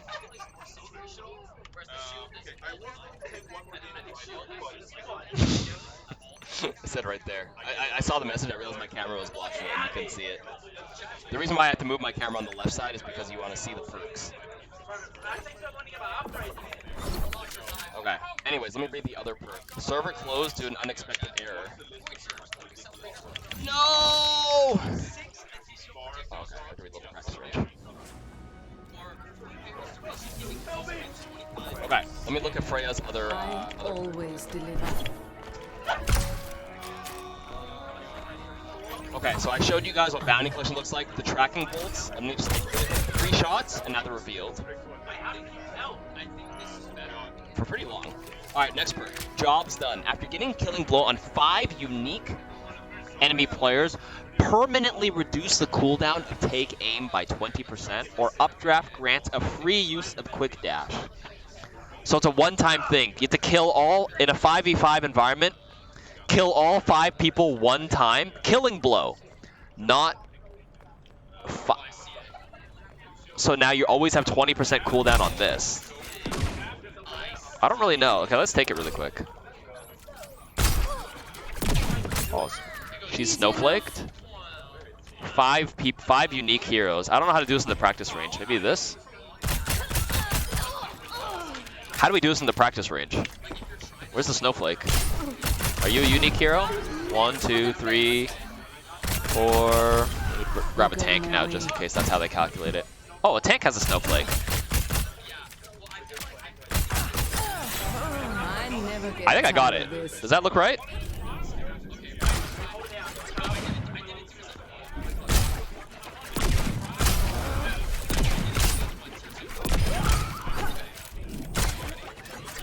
I don't know if I would take this actually, because like generally speaking, when you dash once, you have your one shot, and by the time you like reposition and take aim, you get your other one back anyways. Every time you dash, you get a new one anyways. It's 20%. It loads a little quicker, but I don't know. I think updrafting for an extra dash might be the better play, but we'll have to see. Where's Boger? Oh, he left. Okay, well that's Freya. Now let's look at Sombra for all the dirty Sombra mains out here. There are no secrets. Gotta go. Disgusting. Okay, viral efficacy. Virus's cooldown is reduced by 3 seconds when an enemy affected by virus is eliminated. A little snowball kind of a DPS button. Control Alt Escape. Teleporting with Translocator while critical initiates passive health regeneration instantly.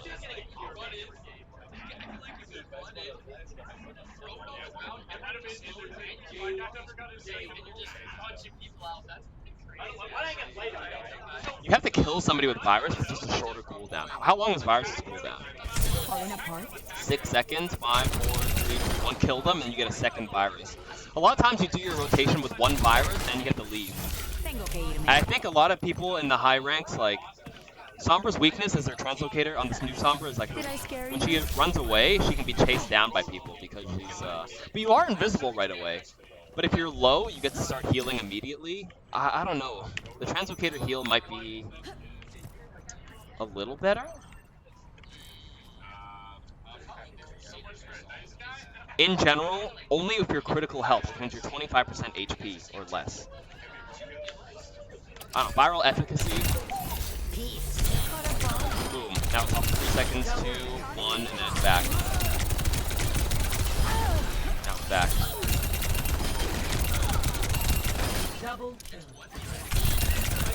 Anyways, it really depends. It depends on how fast you quickly heal. I think it's basic health regeneration. So let me get low really quick. Let me get low. Let me get low. Get low. Get low. Dude, guys. Why did you change the bots?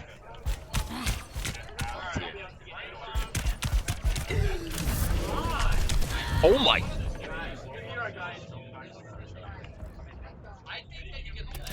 I'm not done just yet. My bad. Okay. Did I scare you?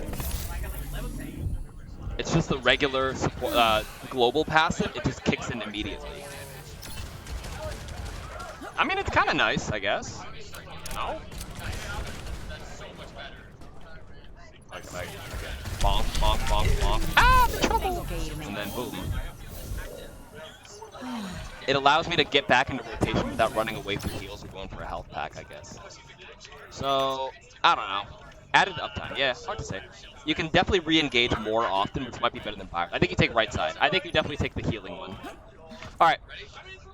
The major perk for Sombra. Hack can be used on allies to restore 100 health over 2 seconds. Hack's silence duration is increased by 100%. But its range decrease. Oh, shit! Support Sombra.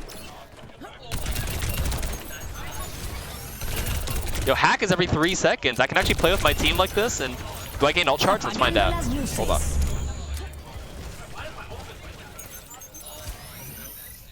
I don't gain ult charge with this heal. Am I not gaining shit? Yo, hello? Blizzard feedback? No, I am getting it. No, I am getting L charge. I am. No? Yeah. Did I gain it? Look at my bar. Look at my bar. Okay, I gained L charge. Oh, that's like... Dude, you can build really fast EMPs with this. Oh my god. You can actually build super... Like, instead of playing a flank Sombra, you kind of just chill with your team.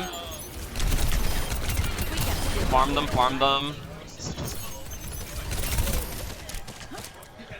It's the insta burst healing. 100 health over 2 seconds.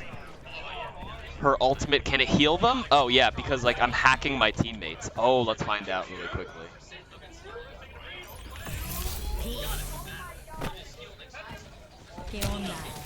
Are we ready? Apagando las luces.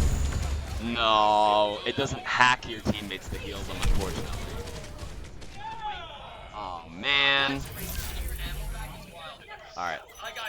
but the healing version and getting ult charge is kind of nice.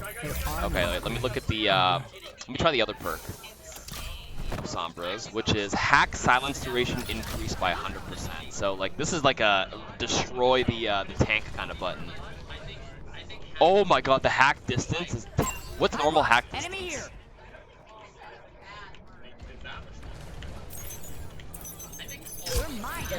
here. Oh, they're not silenced as long though. It's hard to see here. Hack duration decreased by 30%. You have to be very close to the thing. If they're running Doom or Ball specifically, you definitely spec into this, right? You only take Stack Overflow. Hey, that's Stack Overflow. Hey, there you go. It's literally called Stack Overflow. If they play Doom Ball. If not, you take White Hat and get the faster EMPs to build 100 HP and play like support Sombra. That's kind of cool though. That's awesome. Great names. All right, here we go. We're almost done the DPS heroes. Echo. Today's stream is basically just covering all the new stuff.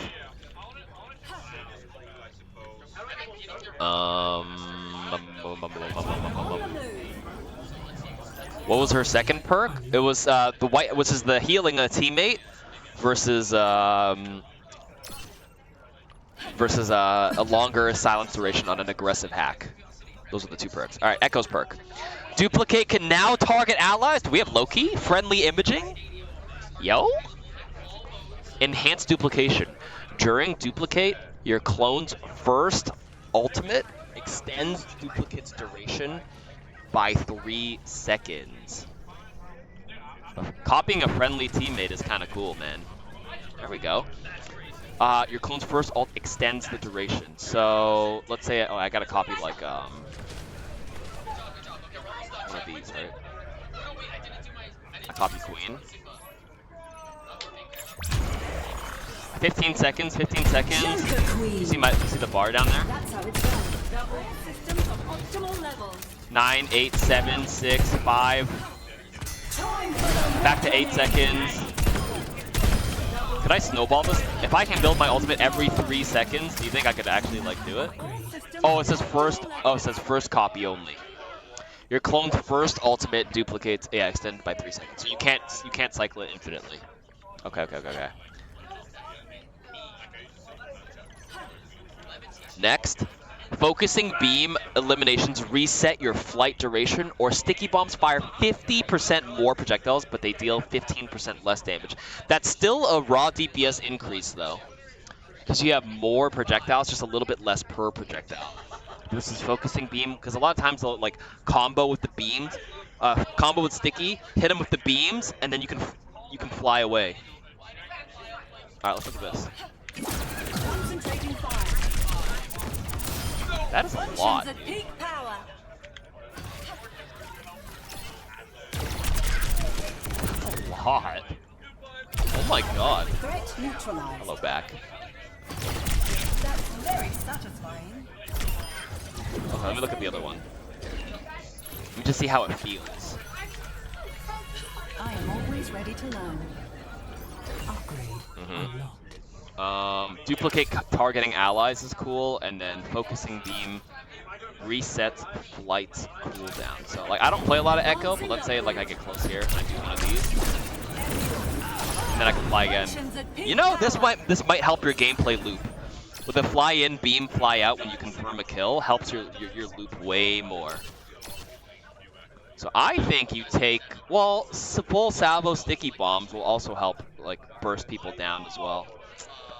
Yeah, both are pretty good. I think high beams is probably a little bit better though. I think that one takes the cake. All right, next. Gaining altitude. Okay, where are we at? Soldier 76 here. Every soldier needs a cause. Upgrade unlocked. First upgrade. Helix Rocket reloads 15 ammo if they damage an enemy, or Biotic healing is increased by 100% on critical health allies. So you can play support Sombra and support Soldier, I guess. Wow. Reloading 15 ammo is crazy for raw DPS increase, though. You just have to tag them, right? Let me look at my ammo. I don't have to hit it direct. I'm back to full ammo. Oh, that's kind of nice.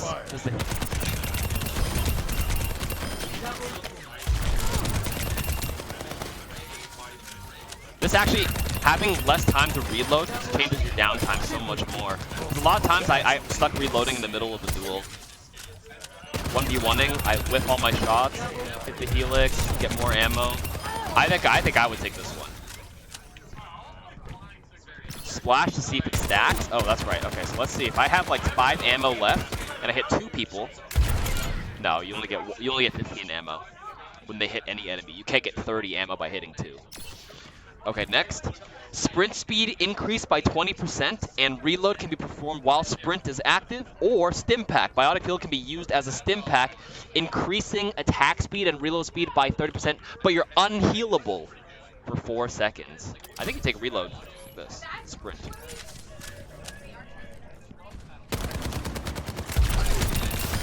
Heat check. Affirmative.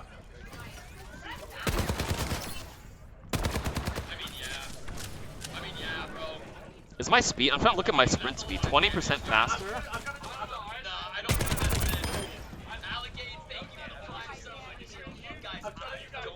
I'm definitely faster. I don't play COD anymore, so. Let me look at the other one, what that feels like really quick. Every soldier needs a cause. Reload, and then you want the stim pack. Oh my god, look at it. Oh, I can still choose. Oh, I can still choose. Oh my god, I press it in the middle. I can still pick Biotics deployed. if I need this for the team. But I thought it would replace it completely. If it's a choice, that's not bad either. That's not that bad either, to be honest with you. Does it apply to allies or just you? I think it's allies as well.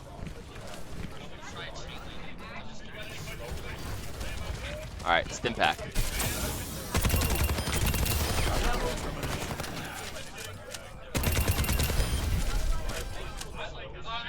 Am I anti?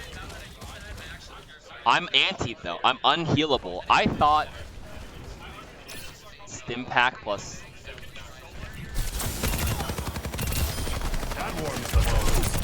So if I take the helix rocket one to reset my ammo, that's what I want to do. I wonder if my Kiri can just cleanse me to get rid of it. Combo the stim pack with Suzu. Yeah, it's only for yourself. It looks like it's a needle icon. I think I'm just like hitting myself with this. So if I pop my ultimate...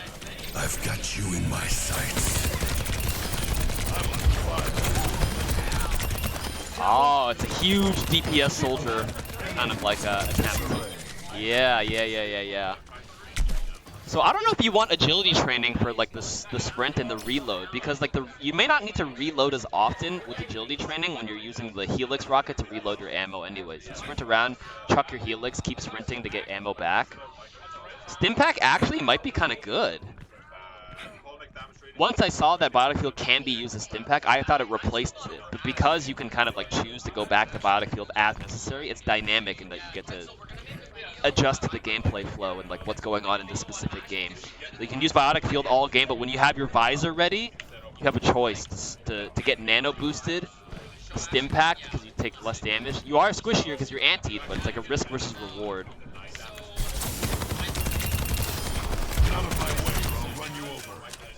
Yeah, you know, not bad. All right, Cass. Someone needs to fill this out. You gotta hit your shots though. Well, not in 5, pretty good. Fan the hammer shots are individually controlled and can crit for 50% more. Deadeye refunds 30% all charge if it fully expired. Yo, who the hell is taking past noon? Who cares? This ultimate sucks anyways. Wait, what? Refunds 30% if it expires. Like, that's if you choose not to shoot it. So if you're using past noon as a reload button. It's high noon. No, it's not. If you cancel it, you don't. If you accidentally get a zoning ult where you don't even fire it, then you get 30% back. It's high noon. Bro. That's so whatever. Oh yeah, don't take that one. Don't take it. Don't take it. Don't take it. All right. Someone Yeah, who? needs to fill this Like if out. you're, don't take it. Upgrade unlocked. 30% is like nothing. 30% is like, I mean, it's a decent amount of shots, but like, your ultimate is not even that great to begin with. Take perk number 1, quick draw. Fan the hammer shots are now individually controlled. So if I want to spam,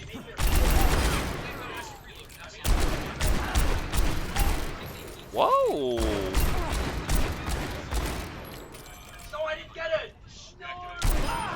Interesting. How is that better? I mean, you basically just... It's more DPS because you press it faster. Wait. Hold up. I have an idea.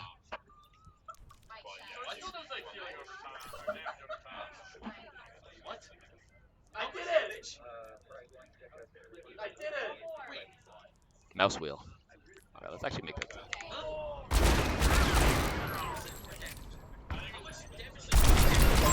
Enemy spotted. This mouse doesn't have the rolling mouse wheel that like a Logitech like whatever. Eyes out. Let's see if I can. There's one.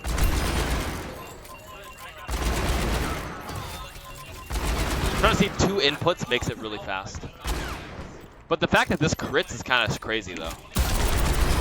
Because a lot of the people fan the hammer into the body, so like if you, it is better DPS. I mean the first, you don't ever take the high noon one, so like this is just in general. Just better, I guess. Okay, anyways, next one.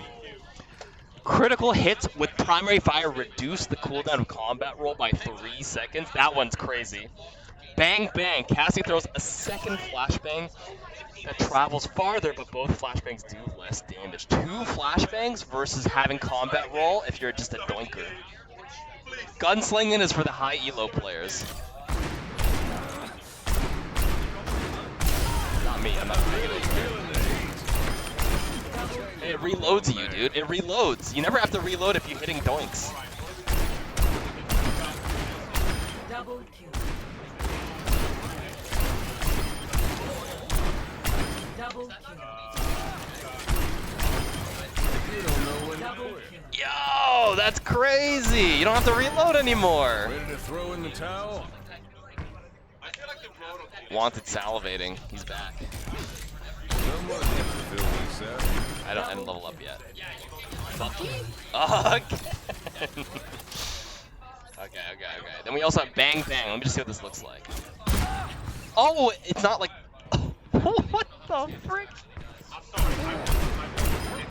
Chew on that. Yo. That does kind of a lot of damage. I thought it was 2 separate ones too. That does a lot. For people who suck at aiming their flashbang. See that? This is for tracer counters. Yo, she's blinking around.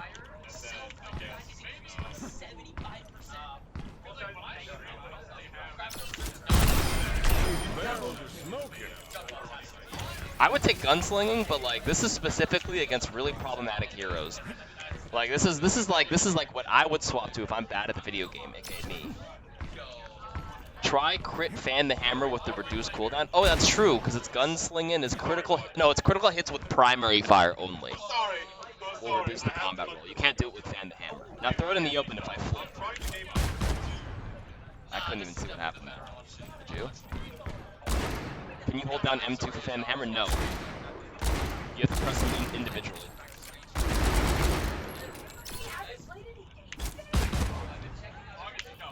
I think they just both come out at the same time. They pop at a different time. I mean, Tracer has like the blink refresh, right? So like you might as well, you could take this if he's being problematic. Someone needs to fill this out. Oh, what is M1, M2 with the individual shot? Oh, can you animation cancel? Wait. Every fight's a fair one. I'm really feeling the heat.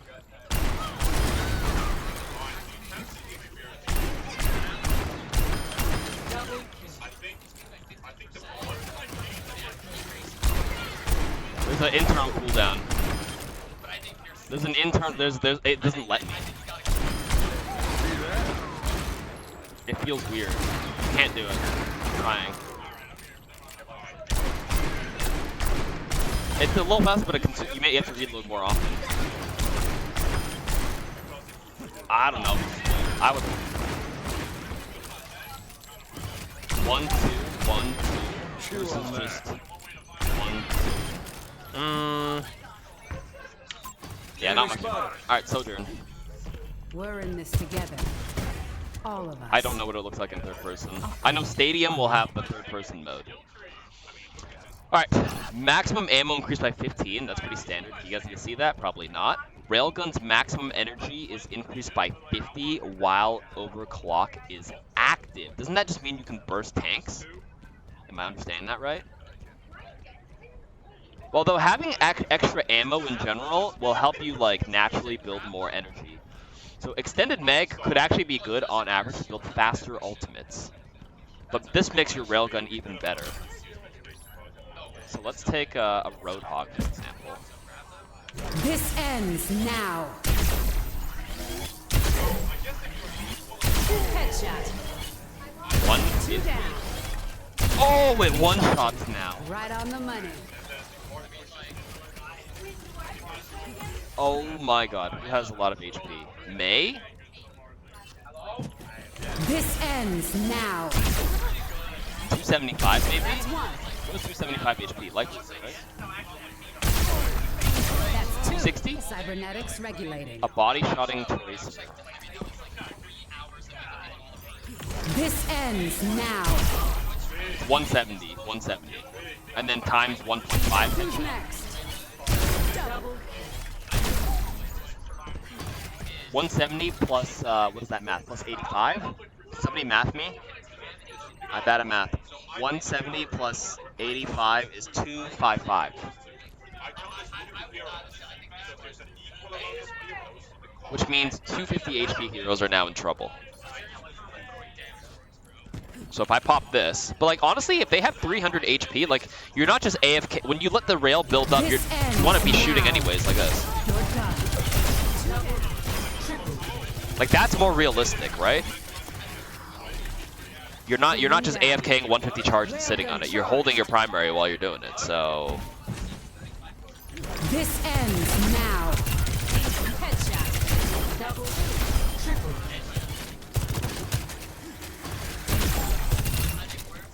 all right. Next, power slide grants an additional charge, and its jump height shifts to lateral movement. Disruptor shot can stick to enemies and generate railgun energy. Dude, this is what sticking to enemies is different, but the fact that Disruptor shot built energy was part of her kit until they removed it again. I don't know. Power slide. Look at the power slide. Oh, I get extra. I get extra stuff. Wait, am I understanding this right? Power slide gains additional charge as jump height shifts to lateral. Oh. No? Wait, what? Chop, chop. I want to see the tanks. You can go. Other people probably covered tanks already. Wait, how the fuck do am I doing this right? Additional. Okay, I have 2 charges to slide though. Is crazy. The refill is the good part. 2 movement abilities. What does it mean by jump height to lateral movement? Like you slide left? Wait, can you normally slide left and right or no? You can already do that, no?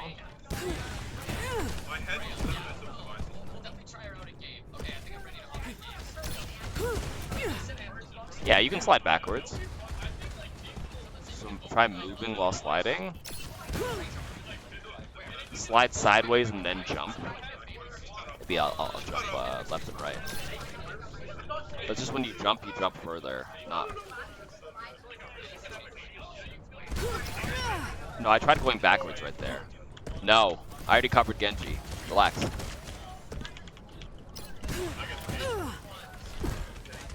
I was sliding forward and then I tried going to the different lateral movement, was my understanding. I tried. I pressed W slide. Yeah, lateral means I was actually sliding forward and I tried pressing A and D and it just wasn't working. Maybe something like that. I guess you have a little bit more control. Let me just look at it. Let me turn it off again just to compare it. We're in this together. Wait, the one without it is like you go way higher. You get less height here. This is without it. Slide left and then jump. Wait, let me do it without it again. Really quick. Slide left. Okay, let me take maximum ammo by 60. You know, 60 ammo is kind of nice too. All right, and let me try it again. Gain an additional charge. Its jump height shifts to lateral movement. Oh, I think it's just a downside. So the cost of getting 2 charges is that you just get less height. That's it. That's it. Okay. Let me try the other one now. We're in this together. All of us. Disruptor shot now sticks to enemies and you gain railgun energy. Okay, so if I do this, 36. I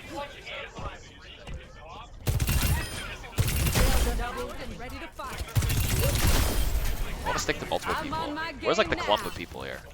Oh, it's probably like I mean, it's good if they keep moving and they can bring it. Area denial. You do gain like a lot of energy. Okay. Well, that's Sojourn. Bastion.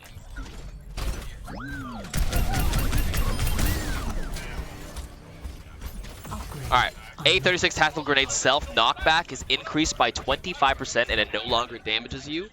Artillery grants 300 over health. Which one's artillery? Is that the ultimate? When you beep boop beep boop, I think you take the A36 grenade. Because when you get your ultimate, you're usually standing in the open. You kind of hide behind a corner and then you pop it, right? So I think you take this one. Oh, and you get to some crazy spots. The nade buff.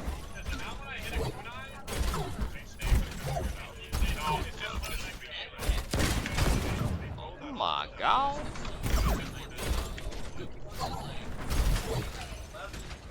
That's kind of nice. So you can actually do like the double grenade rotation. Because you can do like you can go over like a couple spots like on Dorado on that flank. You like fly it into the sky and have it come back. Yeah, this one has a ceiling, unfortunately. Okay, that's the first one. The second one is self-repair, just rapidly self-healing yourself. Or my weapon slowly fires explosive shells instead of a rotary cannon. Lindholm explosives. Hold on, let me look at this one.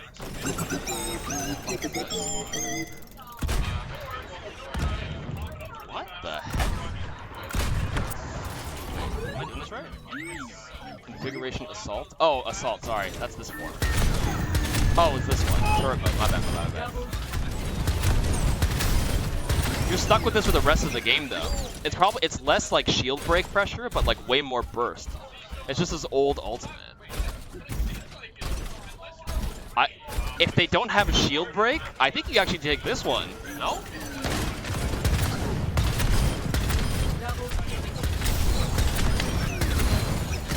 Yo! Kinda nice.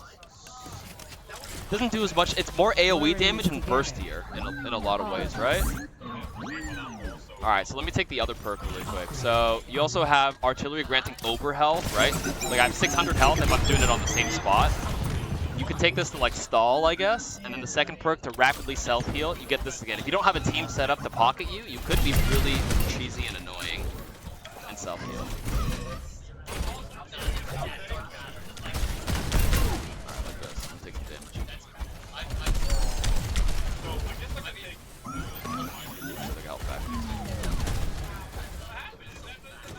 Am I still healing?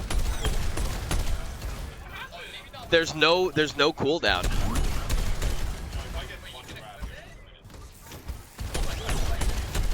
There's no resource meter. So if I can just tank for my... Dude, this is a lot of healing. It's infinite. There's no downside to this. Like, what? Like, if I take this off, this does a lot of damage. This is 175 damage. Okay, fuck, I died.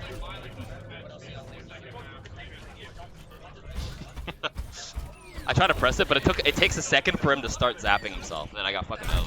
The downside is you can't shoot, right? But if I'm running around stalling point,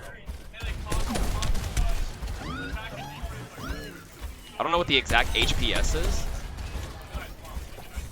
Is this bugged? I don't know. I mean, it's a major perk,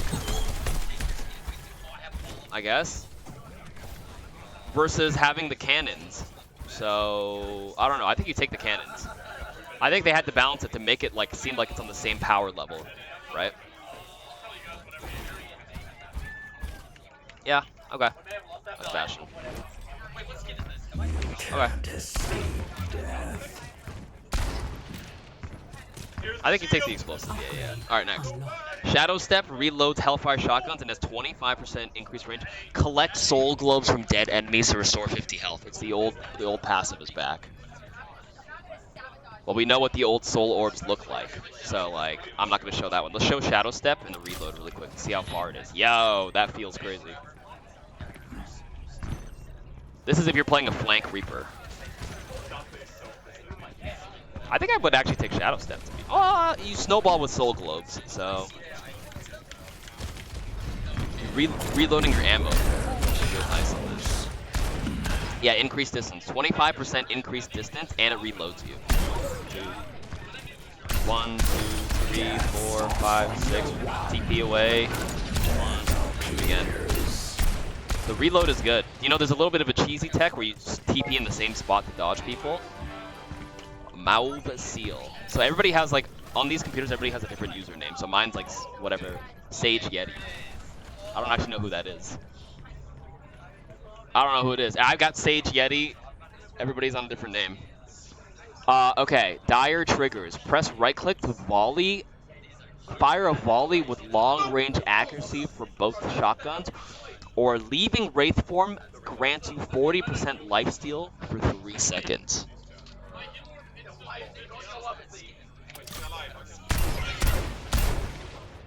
How do I use this perk? Oh, I took Wraith form. Sorry, I took lifesteal really quick. I misclicked. That's kind of nice though. 40% lifesteal temporarily. I guess I can't really show it, or I can actually. Let me see how much. If you get lifesteal and orbs, you don't die. Let me take a lot of damage and see what it feels like to just one-shot somebody in the face. Wait, I need a Wraith. Wraith.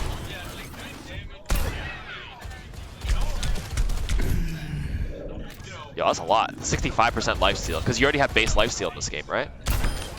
Let me make sure they're full health really quick.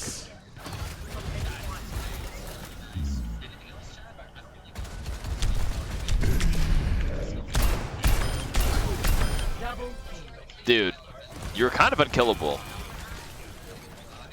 Which means you can't die during Blossom. Wraithing into your Death Blossom. Holy shit, I didn't think about that. You're onto something here. Hold up. This is only 2 targets. Alright, let me do it on,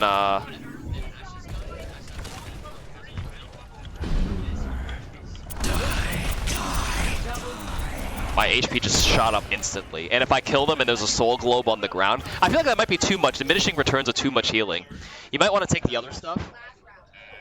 But, alright, let me try Dire Triggers now.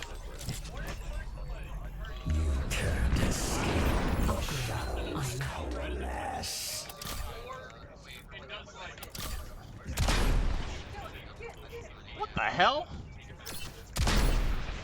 It's on a cooldown, 3-second cooldown.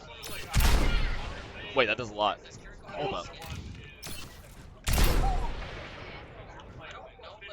Fire a volley, long range accuracy.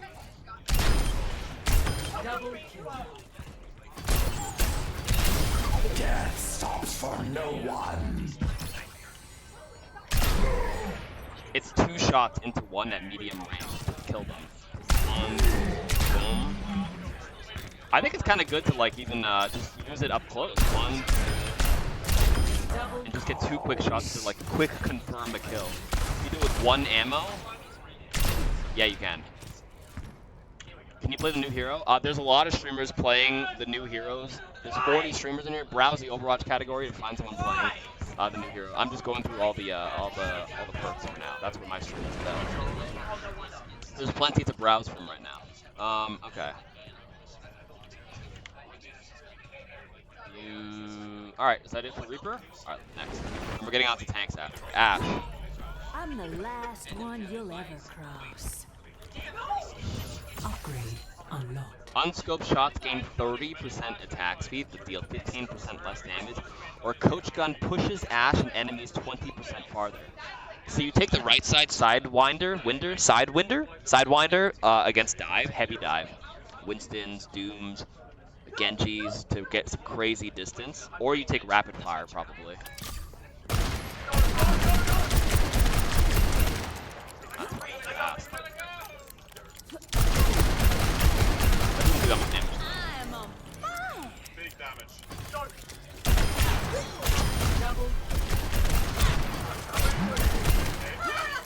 This one just drains your ammo so fast.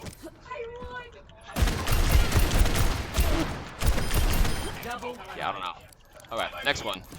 Hitting 2 consecutive scope shots on a target deals 25 extra damage and reloads 2 ammo.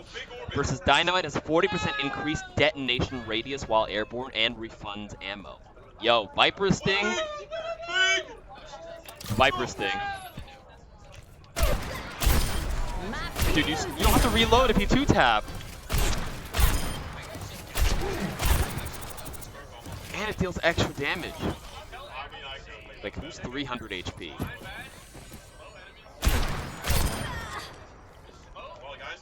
That changes the breakpoint, right? Just simply hit your scope shots to deal 25 damage and reload, so you're just non-stop. Oh my god, wait. The shots in general, even without a, it's just scope shots. You reload, it just hit 2. It doesn't have to be headshots, my bad. It doesn't even have to be fucking doinks. The sound. It sounds like the sound effect was made by somebody going.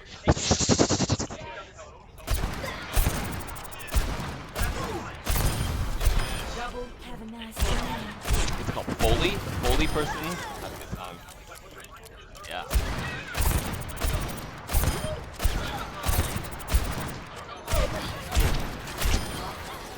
Dude, you barely have to reload as long as you're hitting your shots.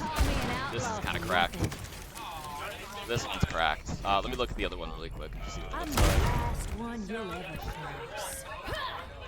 Upgrade unlocked. Yeah. First one. Unscoped shots. Okay, let's look at the Coach Gun one really quick. Who can I push back here?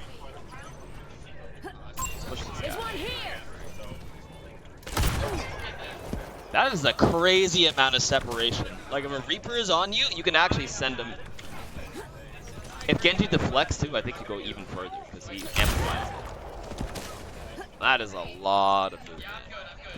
Very good anti-dive. Even Take has a little knockback resistance, but even so, like.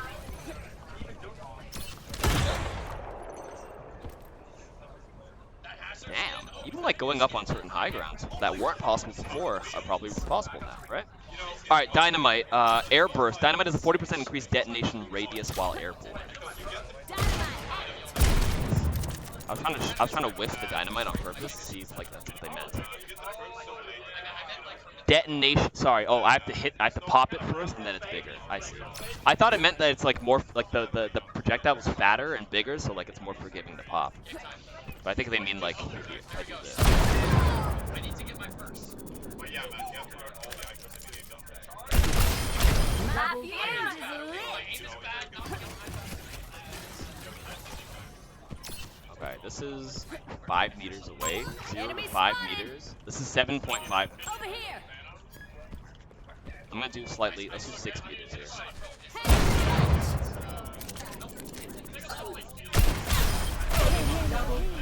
The other one is probably still better because you're just non-stop snowballing with your shots, but like, I think it's probably like here. Let's do 10 meters. Let's do 7.5 meters. Hi, SK? Where? Oh, she's gone.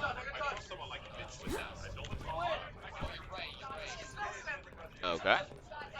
Oh, she just walked by. Okay. Looks like it's like 8 meters, maybe. Kinda cracked. Yeah, definitely take Viper's Sting, and then honestly, all of these seem pretty good and are actually like solid depending on the situation. All right, finally on the tanks, guys. No, just kidding. We're going back to supports. Lol. No, let's go tanks. Let's start with Zarya first. We will crush them. All right.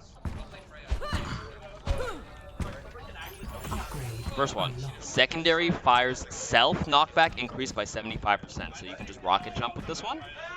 Or Graviton Crush. Graviton Surge now deals up to 30% of their max health over time. Yo. I don't know. 30% on a 1000 HP. Like if I grab the solo primal Winston, that's 300 HP of damage to help burst him down. So the Graviton Crush is definitely more situational with really high HP tanks, Winston or Wrecking Ball. I don't know if 30% of their max health would count for over health that like Wrecking Ball would gain if he gets like the Giga Adaptive Shield and he's at like 12 or 1300 health. But self knockback, let's look at this first. Is it jump first and then rocket, or is it rocket jump? I think it's this. Oh yeah, there we go. I remember Soldiers and his are inverse, but I haven't done this in a while.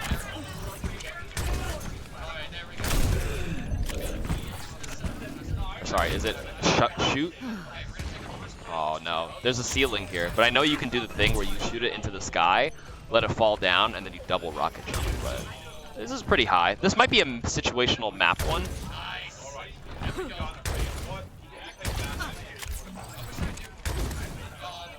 Okay. Okay. Next one is, okay, the major perk, Particle Cannon's Beam pierces enemies while over 50 energy. If you're a good Zarya, you should be high energy a lot of the time. That's kind of good. But how often are people lined up to be pierced? Projected Barrier now activates their ally health regeneration and increases their movement speed. So you get a piercing selfish perk where you just pierce and do more damage, or you can be a team player. If you're playing like Reaper Zarya comp specifically, or a Genji Zarya, and you bubble them for increased movement speed. Spotter would be crazy for like setting up the nano blades. Pierce with a choke point though, that's right. Let's see what that looks like. I need energy first though.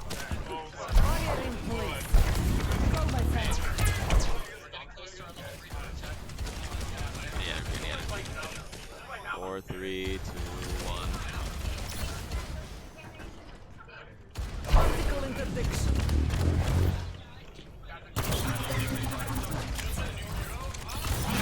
Double fire.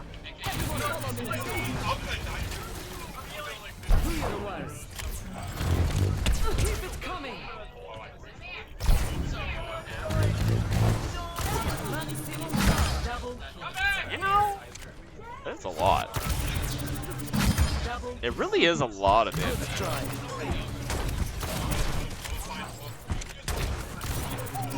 And if I grab a bunch of people together, instead of firing all my right clicks, which drains my ammo, I can definitely just like... Does the Pierce increase the range? I don't know what you mean by that.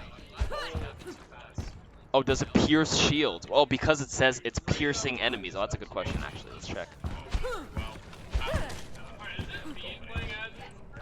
Like actual, like, that, I mean like barriers.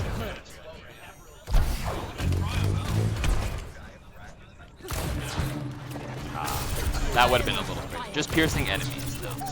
Good to double check. The next Mythbuster is gonna go crazy. Okay, let me check Graviton Crush really quick. On a... Who's got the biggest base HP in the practice range? I don't even know.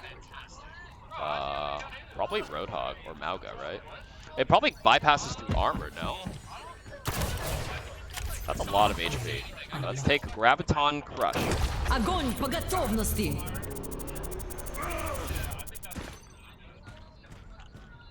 That's pretty hefty, man. Огонь по готовности.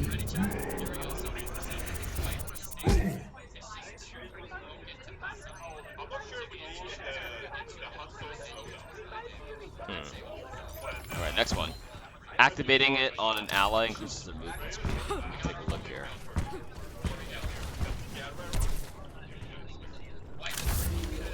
See how fast they move in.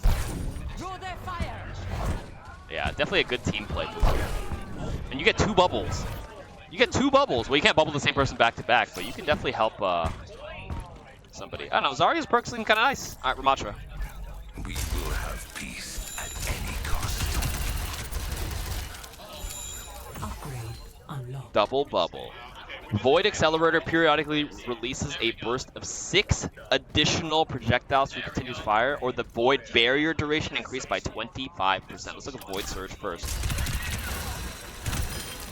Oh! Did you see that?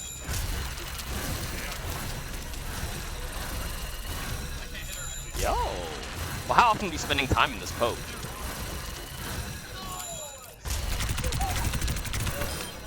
Another casualty. What a pity. It doesn't do that much. I am on fire. Does it drain my ammo or no? Are these things headshotting?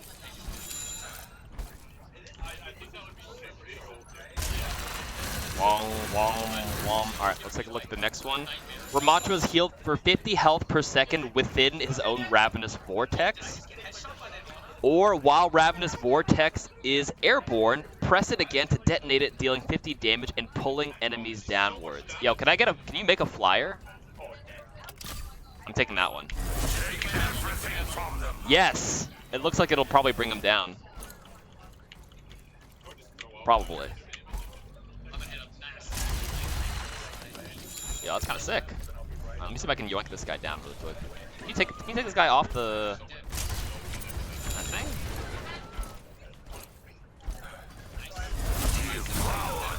It does decent damage too. Okay, obviously he just gets pulled straight down, doesn't boop him or anything. Kind of cool. Alright, let me check the other perks really quick.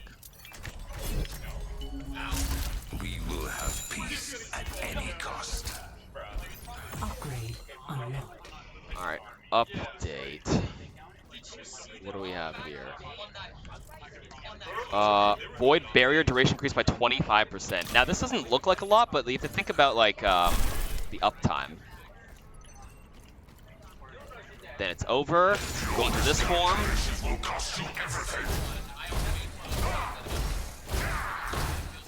And then you go back. And then it's back. I forgot what the cooldown rotation is in general without this. I'll post it on YouTube, yeah. Uptime is kind of good though. It's actually very good. It's very strong. Alright, next. Ram is healed 50 health per second while within his own Ravenous Vortex. I mean, this is pretty self-explanatory. I'd sit here and just start healing if I want to play. Actually, could be kind of good in a pinch. Maybe you take the self-detonating Ravenous Vortex against flyers specifically. But if no flyers, like playing aggressive into them and then doing this and then starting to punch them in here while getting self-healed actually might be better overall for more use cases. And the other one is more situational. Thoughts?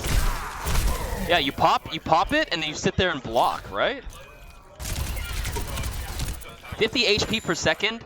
How long does this thing last? Ravenous Vortex is like...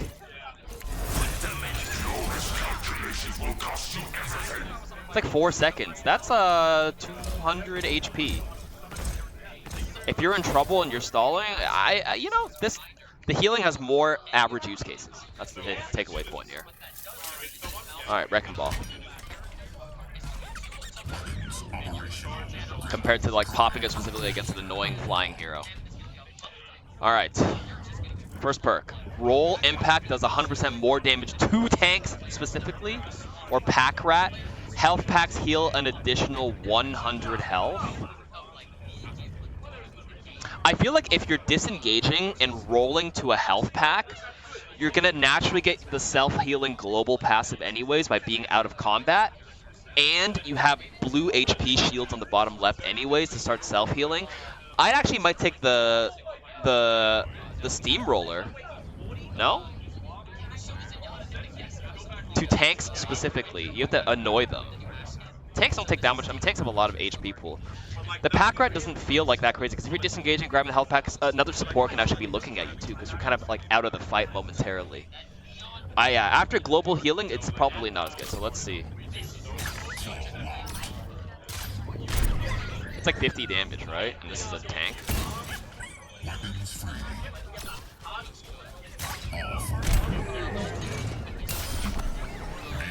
100% more damage means double damage, so it does 100 damage on a tank. It's pretty hefty.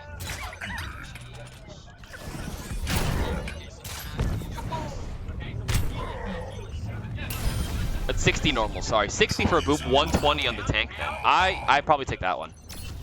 And good balls get true. You know what? It's way better because the good balls can do yeah, multiple techs. Also, yeah, it sent me to the voice chat. I saw it. Double boops, triple boops.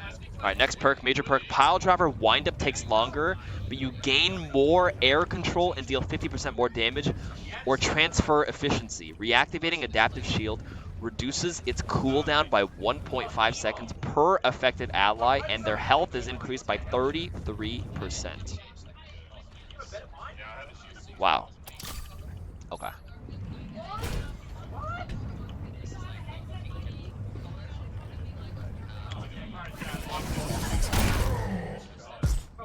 A little slower. You gain air control? What do you mean by that?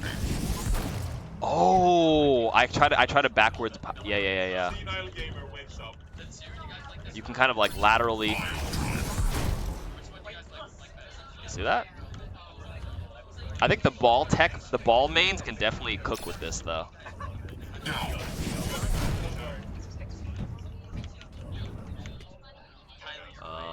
50% more damage. How much is the damage of the center of a pile drive? I don't actually know.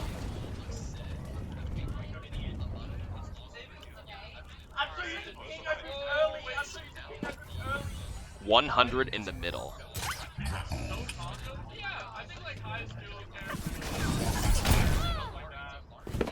That's kind of chunky, bro. Kind of chunky. What's the other one?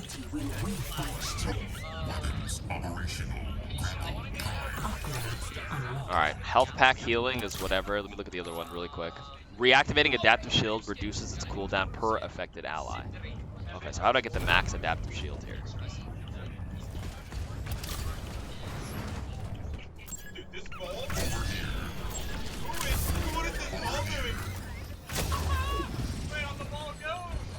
Alright, I need 5 people here. Hold up.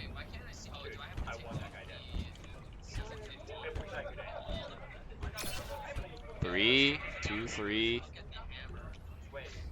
I know, I'm trying to build. Wait, does adaptive shield work on teammates? No, I need to be near. Isn't it per person? Oh, per affected ally. I just wanted to get more shields. Anyways, I can give it to 2 people here. Which puts the cooldown down, and they gain a big shield. This is very defensive. I know I need allies, but I want to get a bigger overhealth shield to spend. Reactivating it reduces it per ally affected. I'm talking about reactivating it here, but I wanted a bigger shield against multiple enemies first. And then I can send it to 3 people here.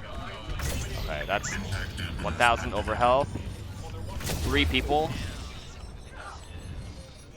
It's a decent amount. Not a lot of balls do it. Well, I guess some ball players will use it, but not all.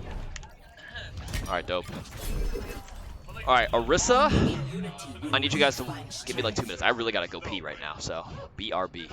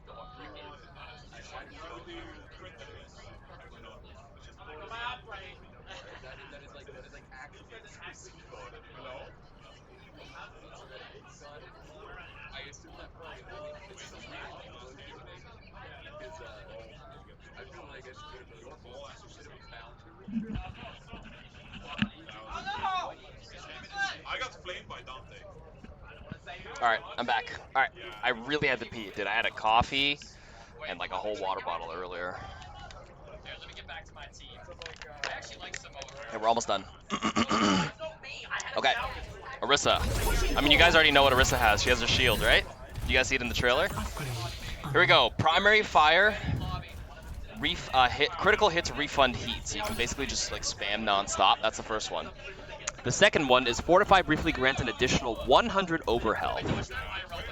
So I mean, which one do you want to see?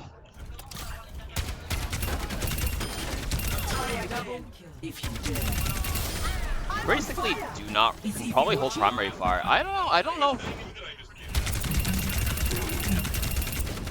Heat dissipator means you can spam way more. Never have to let go. It basically doesn't go up. But even if you just stop shooting for a bit, your DPS goes up quite a bit.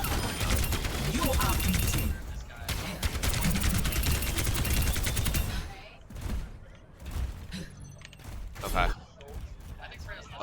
The next one is going to be obviously hold right click to charge energy javelin to increase its speed and knockback, or you get the shield. Take a look.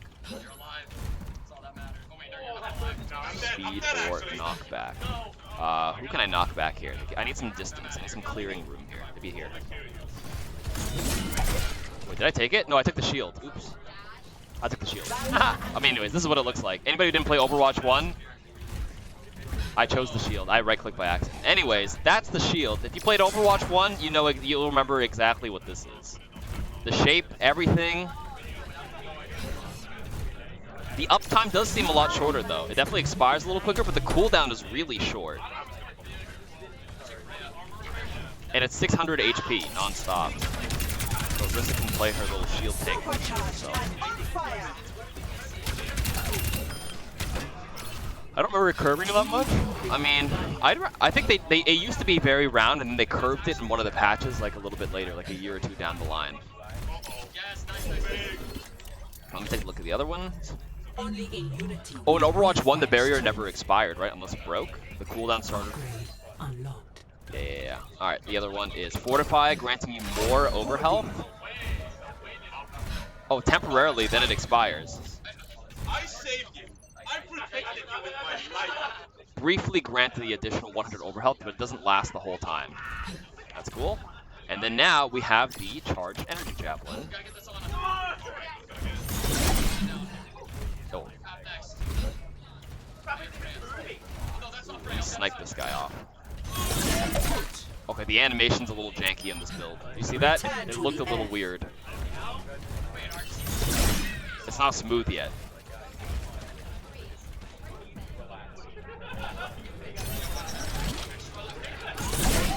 Oh, I have to hold. Oh, yeah.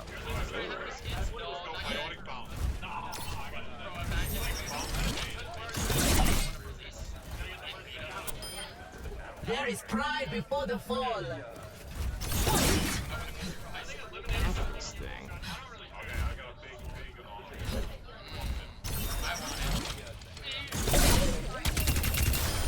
Kind of cool. Depends what your team needs. I think both of them are pretty acceptable, to be honest with you.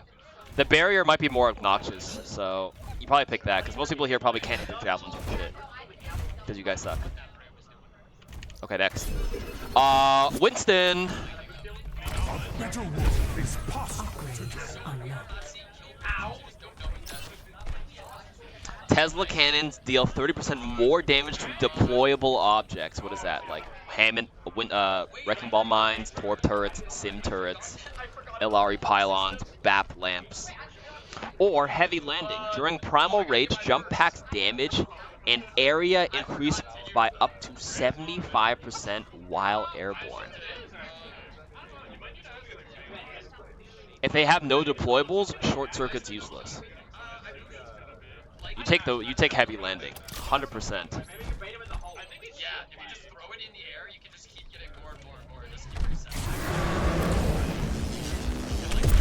Look at my, dude, look. I have a bar. You see it building up? Look at that. I hope I didn't upset. Yeah, it scales. The longer you're in the air, the meter or the damage starts increasing. Does Orisa's shield count as deployable? I do think that's a deployable. Actually, you might be right. I'm pretty sure deployable shields like Sigma's or Ramatra's might be a deployable shield. So maybe there's a use case where you can help shield break or shield pressure. But I think this one, like Primal Rage is very bursty. So like, I think your first one like this, it's just more raw DPS. Even if you do a short leap like this, it's still like a little bit of an increase. I got a bit too excited there. I don't know, that would be a Mythbuster, which is why we'll be testing a lot and making a lot of content next week to test. Alright, that's the first set of perks. The main major perk, Chain Lightning, fully charged secondary fire, hits bounce to up to 2 additional targets for the right click or the secondary fire. Or the barrier projector heals allies for 30 health per second. Isn't that like Gibraltar's bubble in Apex? Doesn't it heal people? Or no, you res faster in it.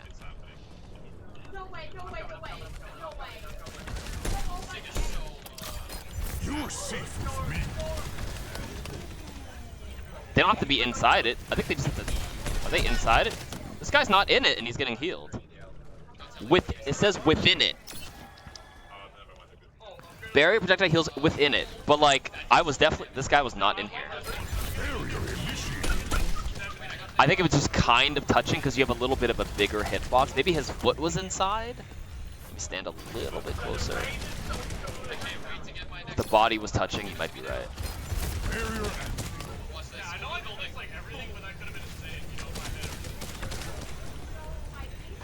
Yeah. At least it's like, as long as you're touching it. Basically, as long as you're touching it. That's all. That's kind of cool. Alright, let me look at Chain Lightning. Does it apply to yourself? Yeah, I would assume so. What does it say? Barrier Projector heals allies within it? Well, I guess it didn't specify whether it's me as well. Yeah, it's me as well. This is really good when you're in trouble. Oh my god. And then you just bubble yourself and you're just chilling. That one is solid. I like that one a lot. That one might be the go-to. Unless you're just a Primal Rage farmer, which is what you take heavy landing and then you take chain bouncing. So the byproduct of this is that you build your ult really fast. You can chain multiple people all the time, right? Bubble can break, but your bubble is up a lot. Versus, well, you do poke a lot as Winston now with your secondary fire. Faster ultimates because it's bouncing. But what's the range of the bounce? Does that bounce there? Yes, it does. Oh, that's pretty far. I'm over the moon.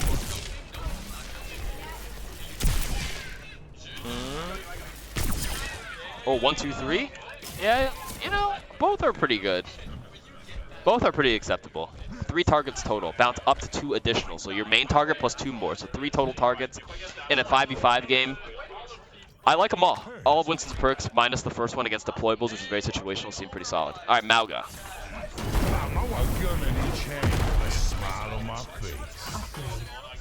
Overrun reloads 150 ammo while charging. Or 2 hearts. While on an objective, Mauga counts as 2 heroes and regenerates 20 health per second. What? While I sit on an objective, I capture it faster, or I'm on the payload? That's a very strange mechanic. Wow. I mean, kinetic bandolier with like the reloading seems pretty self-explanatory. Just allows you to spam, press thing, and then get your stuff back. But if I actually take 2 hearts, I only start healing though if I'm on it. There's no objective in the training range, unfortunately. Is that the scout? I didn't play TF2, so is that actually what the scout does? I didn't know. Yeah, so I'm not healing right now. There's no objective here, but there's the idea. Right? All right. Now, the major perk. Overrun ignites enemies hit, or critical hits grant Mauga 2 temporary overhealth on cardiac drives next use up to 100 overhealth. Critical hits grant Mauga 2 overhealth. What? What is? Am I stupid? Like, does that just sound strange?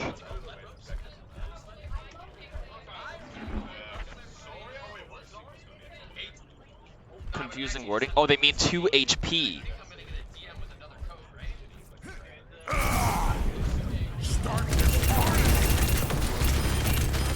Great target practice. Both hearts pumping. Next use now. Well, I can't see it now because I'm like full health right now. Okay.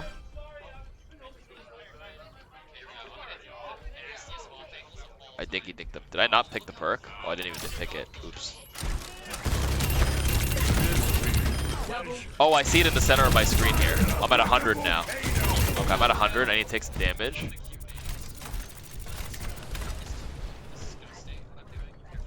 Yeah, I hold on to the charge forever.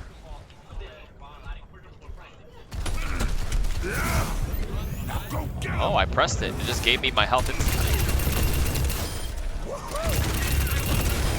Does it overheal though? Like, does it increase my cap? I'm at 725 on my next press. Oh, it does go to 825. Okay, I thought I had to like remove all my green health. I wasn't sure if it was capped. Okay. Then versus the overrun.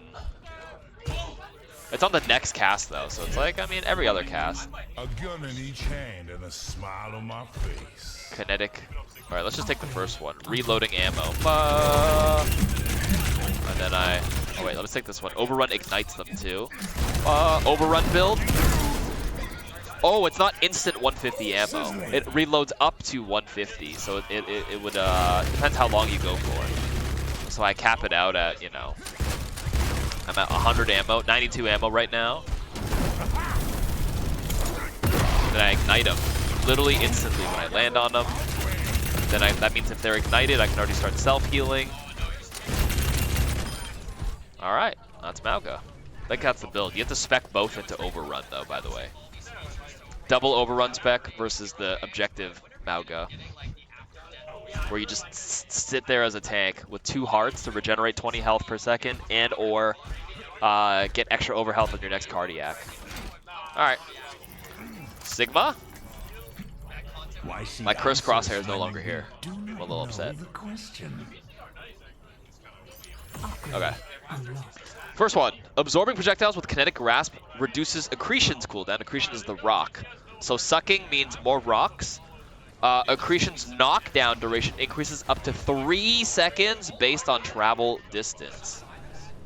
I think the 3-second stun is a lot, but kind of too situational depending on like how far you play. You usually play at a pretty reasonable distance. I think you take kinetic cycling. It's OG Sigma, that's right, I used to do that. I think you should take kinetic cycle because you're going to be sucking a lot, and like having a higher uptime on more frequencies of accretion seems to be better because you have more stuns available, even if the duration of an individual one is longer. That's my opinion of it on first glance. So I took it, right? Absorbing projectiles increases cooldown. So let's see how much. So I'm on a 10-second cooldown. Oh, wait, it just shot down to 4. Oh my god. Wait, did you see that?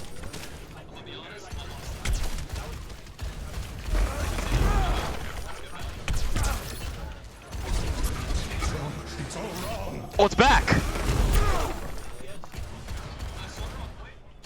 Yo, so if I do a full combo, like, you know, boom, boom, rock, and then just sit there and suck, I have a second rock out of cooldown, it skipped 6 seconds.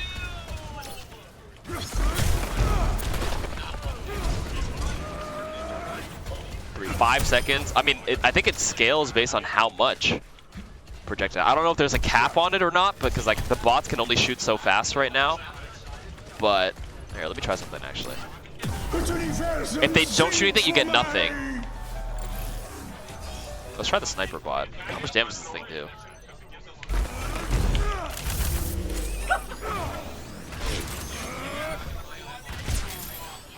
Cut it in half. Maybe half cooldown? 5 seconds?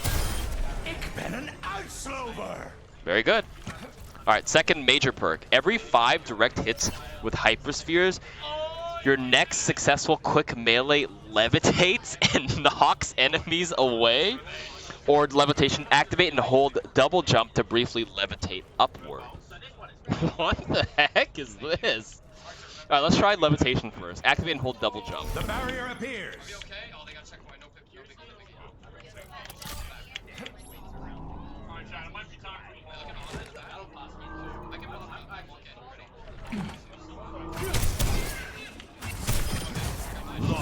So strange. It can get around like some barriers, things like that. Dude, lore act. Look at the toe icon on the bottom right. Good on some maps. Can you dodge Rhine Chat? I mean, you might as well just block it. I don't think you go high enough, fast enough. I think getting over a Mei wall seems pretty reasonable though. Ooh, specifically against the Mei or a hazard might actually be kind of strong. And if you fall off the map, you have to double jump. So let's see. Oh, I get booped off the map. Psych. Can clear gaps. Lijiang Tower with the bridge, right? With the bridge, you can just hop over. You want to play this guy on Lijiang Tower over the bridge? Get booped? Not quite. Ooh, a little recovery. Wait a minute. That's kind of nice. A better world is possible today. Answers when we do know the question. Okay. Let me check the other upgrade. Absorbing, honestly, with a 3-second stun on massive impact, like, this is a close range one. 1, 2, that's not a very long stun. So let me do like a 30-meter stun. I mean, this guy might just fall off the map. Let me just do it like here, I guess. Even that's not even, I don't even know what the max distance is, to be honest with you.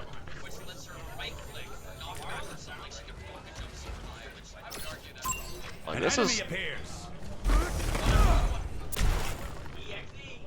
Oh, he is stunned for a long ass time. Okay, and then the next one, which is every 5 direct hits. Every 5 direct hits with hyperspheres, your next successful melee will levitate and knock. So 5 hits. 1. Is there a counter?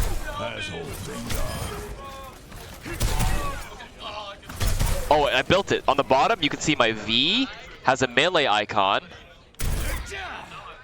What the heck is this?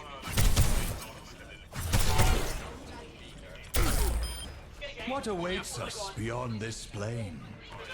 Gravity punch. A little goofy. I think you take the double jump for just like more. This is like burst though, right?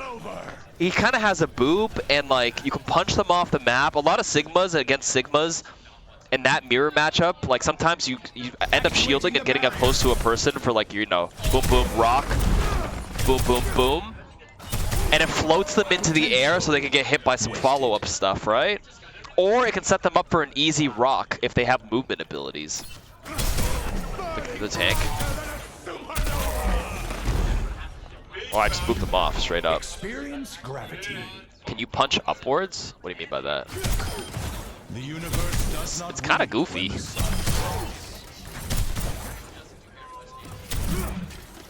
Oh, yeah, you can. Like Ryu, I'm dragon punching them. I'm anti-airing. DP. It's a level 1 super. If you just randomly melee, it won't burn it. You have to actually like expend it. Oh, I messed up my rock timing. terminal velocity.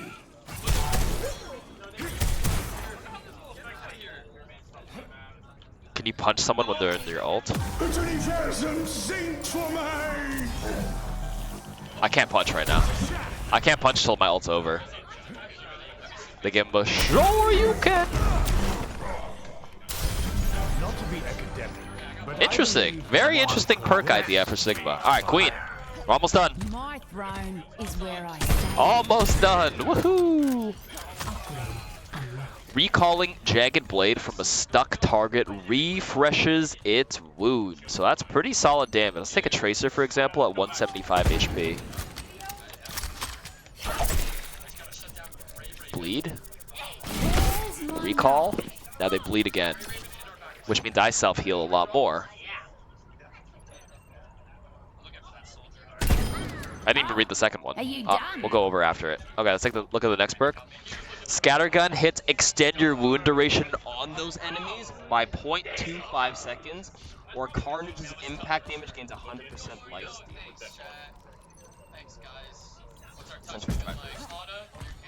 Let's try Scattergun extending the wound by 0.25.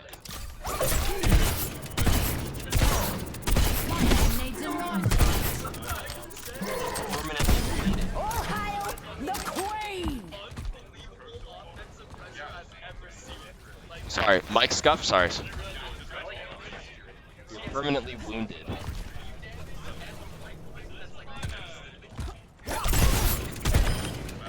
Yeah. And especially if they're ulted as well, because they're wounded for this, right? It's can extend the duration of a stronger wound by 0.25 seconds per shot. And like landing 4 shots, I think a single bullet of Scattergun extends it. So it means they just bleed longer. I think deep wounds might be kind of crazy, to be honest with you. Because it feeds into itself. With self-healing, you're doing more damage and you're self-healing more even outside your ultimate, which means you build your ultimate quicker as well. That build seems good. Okay, so let's look at the other one. Battle Shout. Commanding Shout fully reloads Scattergun and increases allies' reload speed by 50%. It's a very team-based button right here. Stop mucking around and move.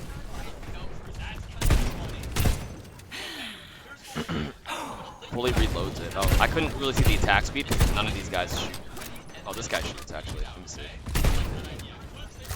Let me reload my weapon really quick. Let's go win this Got the thing. attack speed. Fire, baby. Well, reloading, having to not reload does help your uptime a little bit too. I think I take Rending Recall though. Alright, let me look at the other one now. Carnage Impact gains 100% lifesteal. Queen always had 6 ammo, no? Double kill. Did that hurt? Good. It's not attack speed, it's reload. It says fully shout increases allied. Oh, that's allied reload speed of 50%, not their attack speed. You're right. My bad, my bad. Queen actually has 8 ammo and lives. So this is probably a nerf to compensate then, I guess, right?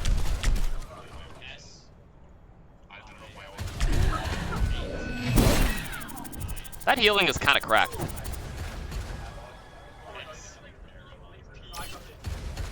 You get the burst healing and then you heal. Holy, oh my god. If you just axe a single person, that's actually kind of crazy. If you hit multiple people, you're full health. I have non-roll cube HP, 32 HP. I pretty much get 200 health for a single hit over time, compared to like 400 too. Yeah, my health is 375 because non-roll cube. That is very good. I actually think recall, like rending recall depends on you hitting the blade, but I think battle.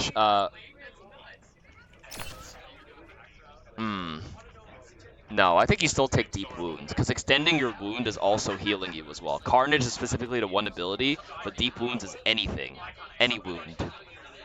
So you definitely take deep wounds. But anyways, let's keep going. Roadhog.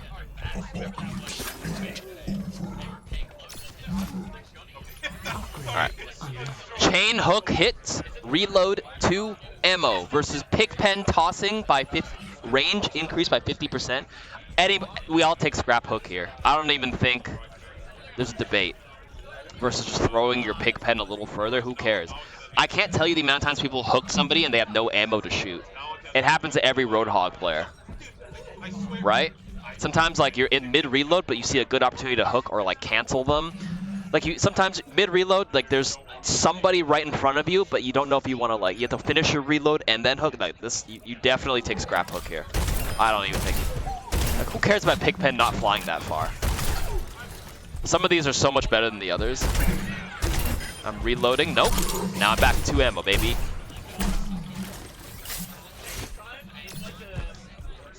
Okay.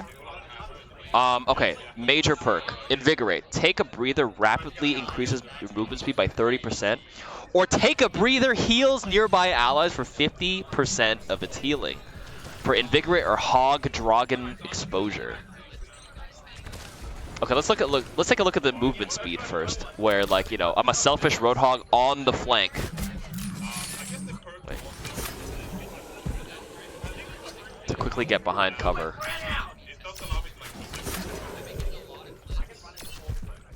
You know, you can actually, like, you know the Lijiang Tower bridge? I think with a 30% movement speed buff, you can, like, make that jump.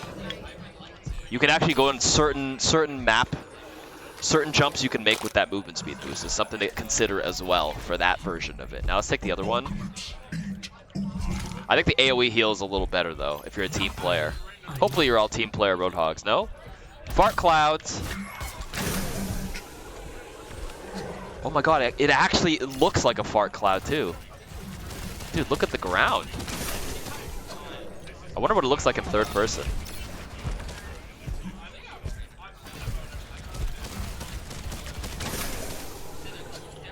It's a decent amount of healing. But if you're obviously alone in the front line, it doesn't do anything. So you have to kind of read the situation, but then you're kind of stuck picking it. You can't really change perks unless they don't reset every round, they stay. So if you swap, you lose level 2 and 3. So you have to go back to level 1. So like it's already a natural disincentivizing you to counter swap and like reset your XP. And for anybody who joined late, you can skip to level 3 by grabbing this in the training range, but in a real game you have to farm your levels for the level 1 and level 2 perks, which takes a little bit, like a couple of minutes. Hello. Okay, so Violent Leap Slash for Hazard is the first one, which deals 30% more damage to enemies above 250 health. Okay. So what about all the heroes that are 225? This is definitely not for those. This is okay, what's the other one? Reconstitution. Jagged Wall hits charge Spike Guard with 25 energy, up to 50 extra energy for Spike Guard. That seems better.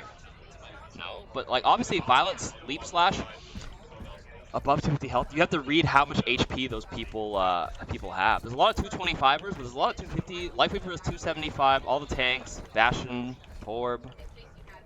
Okay, let's take a look at what this looks like. I took the first perk on like a Lifeweaver, for example. It's got 275, right?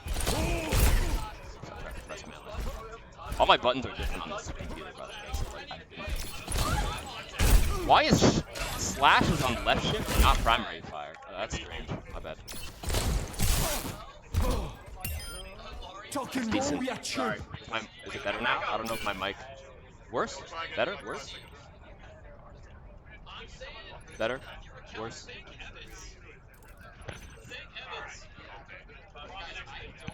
Maybe here. Better? Bit better now? I don't know. Mic is fine? Alright, alright, alright. Now that's good. Okay, good. Ah. Oh, the slash perks uses to always shoot mid-air. I mean, it's still doing more damage if they're above 250. Oh, that's true. They have to be above 250. The other, what environment are we switching? Build? Oh, whenever I'm ready? Okay, can I need 5 more minutes? I'm almost done going through the rest of them. Oh, we're gonna play test stadium in a bit. Alright, I'm almost done going through the rest of the perks. We only got 4 heroes left. Okay, the last one is Violent Leap range increased by 20% or Spike Guard gains 25% life steal. Let me look at the range on Violent Leap first. Oh.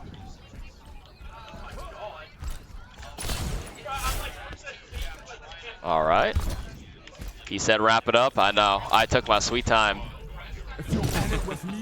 You're in it for life. Okay, let's look at Jagged Wall hits charges Spike Guard, and then Spike Guard gains 25% lifesteal. So if I do this, Tossed out a wall.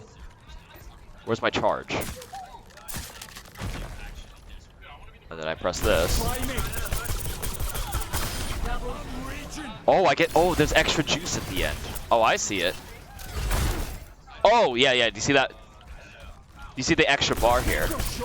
Oh, which means I can do this a little longer. I've been at it for 4 hours. Listen, I watched the spotlight and I've been at it for 3 hours, yes. If I hit 2 people, I get the extra juice. And then I lifesteal more if I take the other perk. I think this one is actually a little bit better. So off the top of the violent slash dealing more, it's only for tanks. Because, like you said, somebody said it might be useless because you always shoot mid-air, which takes squishy heroes below 250 HP anyways in a lot of cases. So it won't even do 30% more damage if you're already leaping and primary firing on the way there. They're going to slightly be below that HP threshold. So Jagged Wall build seems to be the play. Although you may not need the lifesteal, you could arguably take the bigger Violent Leap range, but for the first one. Yeah. Anyways. Hazard, Rein, Doom, D.Va. Last 3. Let's get it. Okay. While using Barrier Field, your passive health regeneration triggers 50% sooner for Crusader's Resolve. Or Barrier Field is healed for 100% of Fire Strike's damage dealt. So Crusader's Resolve is good if you're like all the way in the... If you charge really deep and you're in the backline, you can't get healing, you hold your shield up and hopefully your passive kicks in a little bit earlier. Versus regenerating your shield. I don't know which one I would take. Hides on this. Yeah, you can get your support passive by holding shield up. So if I'm aggressive, I do this. I hit multiple people with my Fire Strike, my shield recharges quite a bit. And I have 2. Yeah, I don't know. I think both are okay.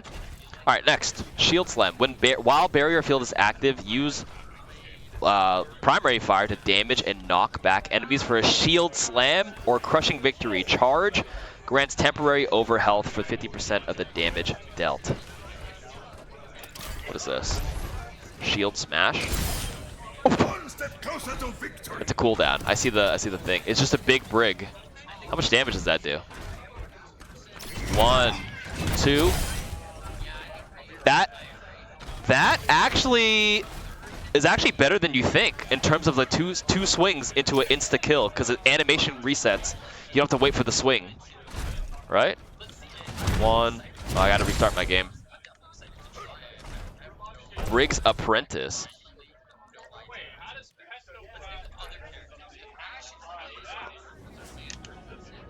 Can it clip the edge of the shield? Let me hit the other perk right now. I'll just take yeah, my passive really quickly since I'm already resetting it. Swing Fire Strike Bash or swing Bash. Okay, I pop my shield up, and then my passive should be kicking in. Yeah, way earlier. I'm already starting to self heal. That's pretty cool. I want to look at the shield bash one more time though. In a second. Swing, Fire Strike. Let me see this. No, you can't clip on the edge of the shield. It has to be your hitbox in the center. How much damage does it actually do though? 50 damage.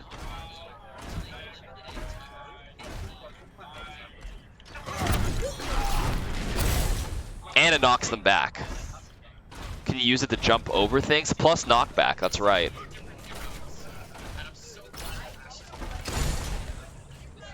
Can you dash mid-air? You know what, let me try something really quick.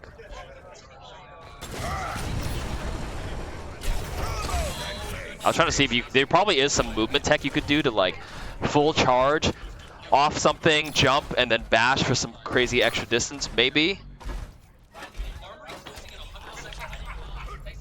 A little B-hop, yeah, because let me actually look at the other passive really quick, which was charge damage grants temporary overhealth, 50%. So obviously if I pin somebody, I just get health, right? Is that it? Then you're pretty tanky in the back line with 100 extra overhealth.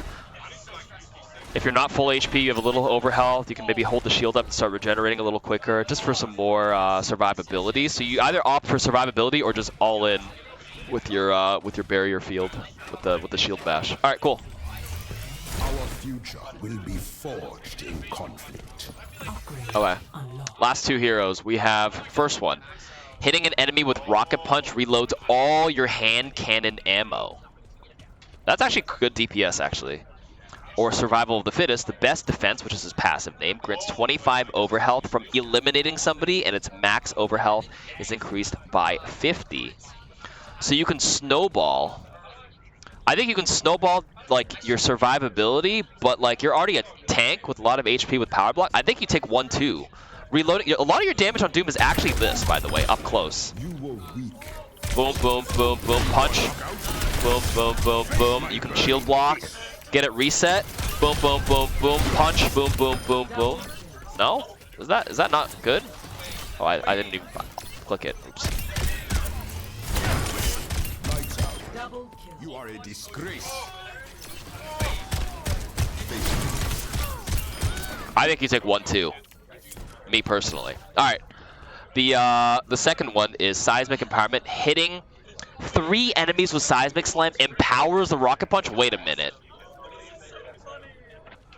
Or Power Matrix. Power Block absorbs projectiles for the first second of its duration. So you can absorb a grab, absorb the Hanzo ult. Wait, that's kind of... Dude, the power level with some of these perks are like way disproportionately better on some heroes than others. The ball perks were like whatever. These 2 perks are actually really good. You can tank the sleep dart. I didn't even think... Yeah, no one's absorbing Hanzo. The sleep dart's actually a way better, more practical one. You can eat the sleep dart, correct. But getting more empowered punches is probably better if they don't have an Ana player or anybody that... No Ana, no Zarya, who cares? Take Seismic Empowerment and just non-stop charge your... I didn't hit 3 people.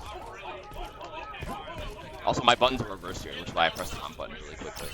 But you need to time it. So this one might be like a little cooler and an AoE, because some people just slam really quick to get a quick empower. Because a lot of the gameplay loop of Tank Doom is like sitting there for the perfect like power block to get empowered, and you sit on the empowered. But now you have another way to power yourself. That actually seems way better. For the most part. And then in specific situations, against a good Ana player, you gotta time the parry. The perfect parry.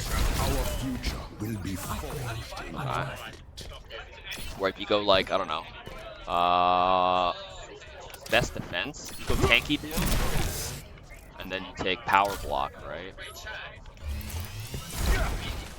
And press this button. Yeah, you're just moving. The parry is really cool. Very, very cool. Alright, the final hero, and then I gotta hop on the other build, because everybody's starting to play the new mode really quick. Last one. We have D.Va. Call mech damage radius increased by 50%. Okay. That's a little cheesy. I probably wouldn't take it. Ejection suit granting 75 temporary overhealth. I think you take that one. It gives you a higher chance of surviving and probably re-meching if you don't get blasted instantly. You get to hide for a second. I think you take ejection suit with the baby D.Va. Let me see how long it takes though. Oh, look at my HP. It's temporary. Does it decay? No decay, so I sit here at 250 HP. Oh no, it does decay. Dude, that decay time is forever. That's like 10 seconds, bro. It says temporary overhealth? That was longer than temporary. That was long. Initializing systems. But Call Mech could be cheesy to get some cheesy kills. I get it. Alright. Next. The final 2 perks. I know, I'm in the last part. I spent 4 hours reading abilities. Thanks for sitting with me. Converts 150 health to shields. Defense Matrix now restores those shields based on 25% of it absorbed. Or micro missiles are swapped for heavy rockets which fire fewer projectiles with increased damage and explosion size. I think you take 2.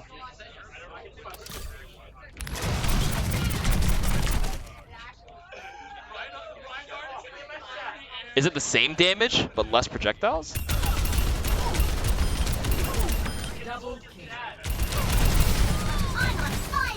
Looks like it's less DPS, but I don't really know.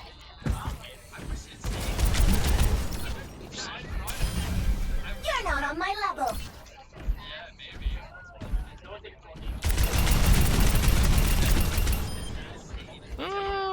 Well, a lot of micro missiles are really small and they end up missing sometimes, so these have maybe a bit more forgiveness. Hard to say which one would be better off the rip, but Time to save the world. Game on. convert 150 health to shields. Having blue health though is kind of nice on D.Va. Eating some damage. Then I start matrixing a little bit, which heals it a little bit, but I can also self-regenerate, so. If you switch heroes, you lose perks? Yes, you do. Alright, and that's it for all the perks. It took me a long time, but yeah. Alright, where's Koji? We're gonna just rip up the whole thing and just stick it on YouTube. We have to just rip the entire... It took 4 hours to get through it. I mean, you can cut a lot of the yappage in between. We're gonna have to rip it and ship it. Rip it and ship it. Or just do 0 editing. Who cares? I don't know. And just timestamp it. We went backwards. Alright, alright. Now, I'm gonna play the new build, which it took me forever to get through.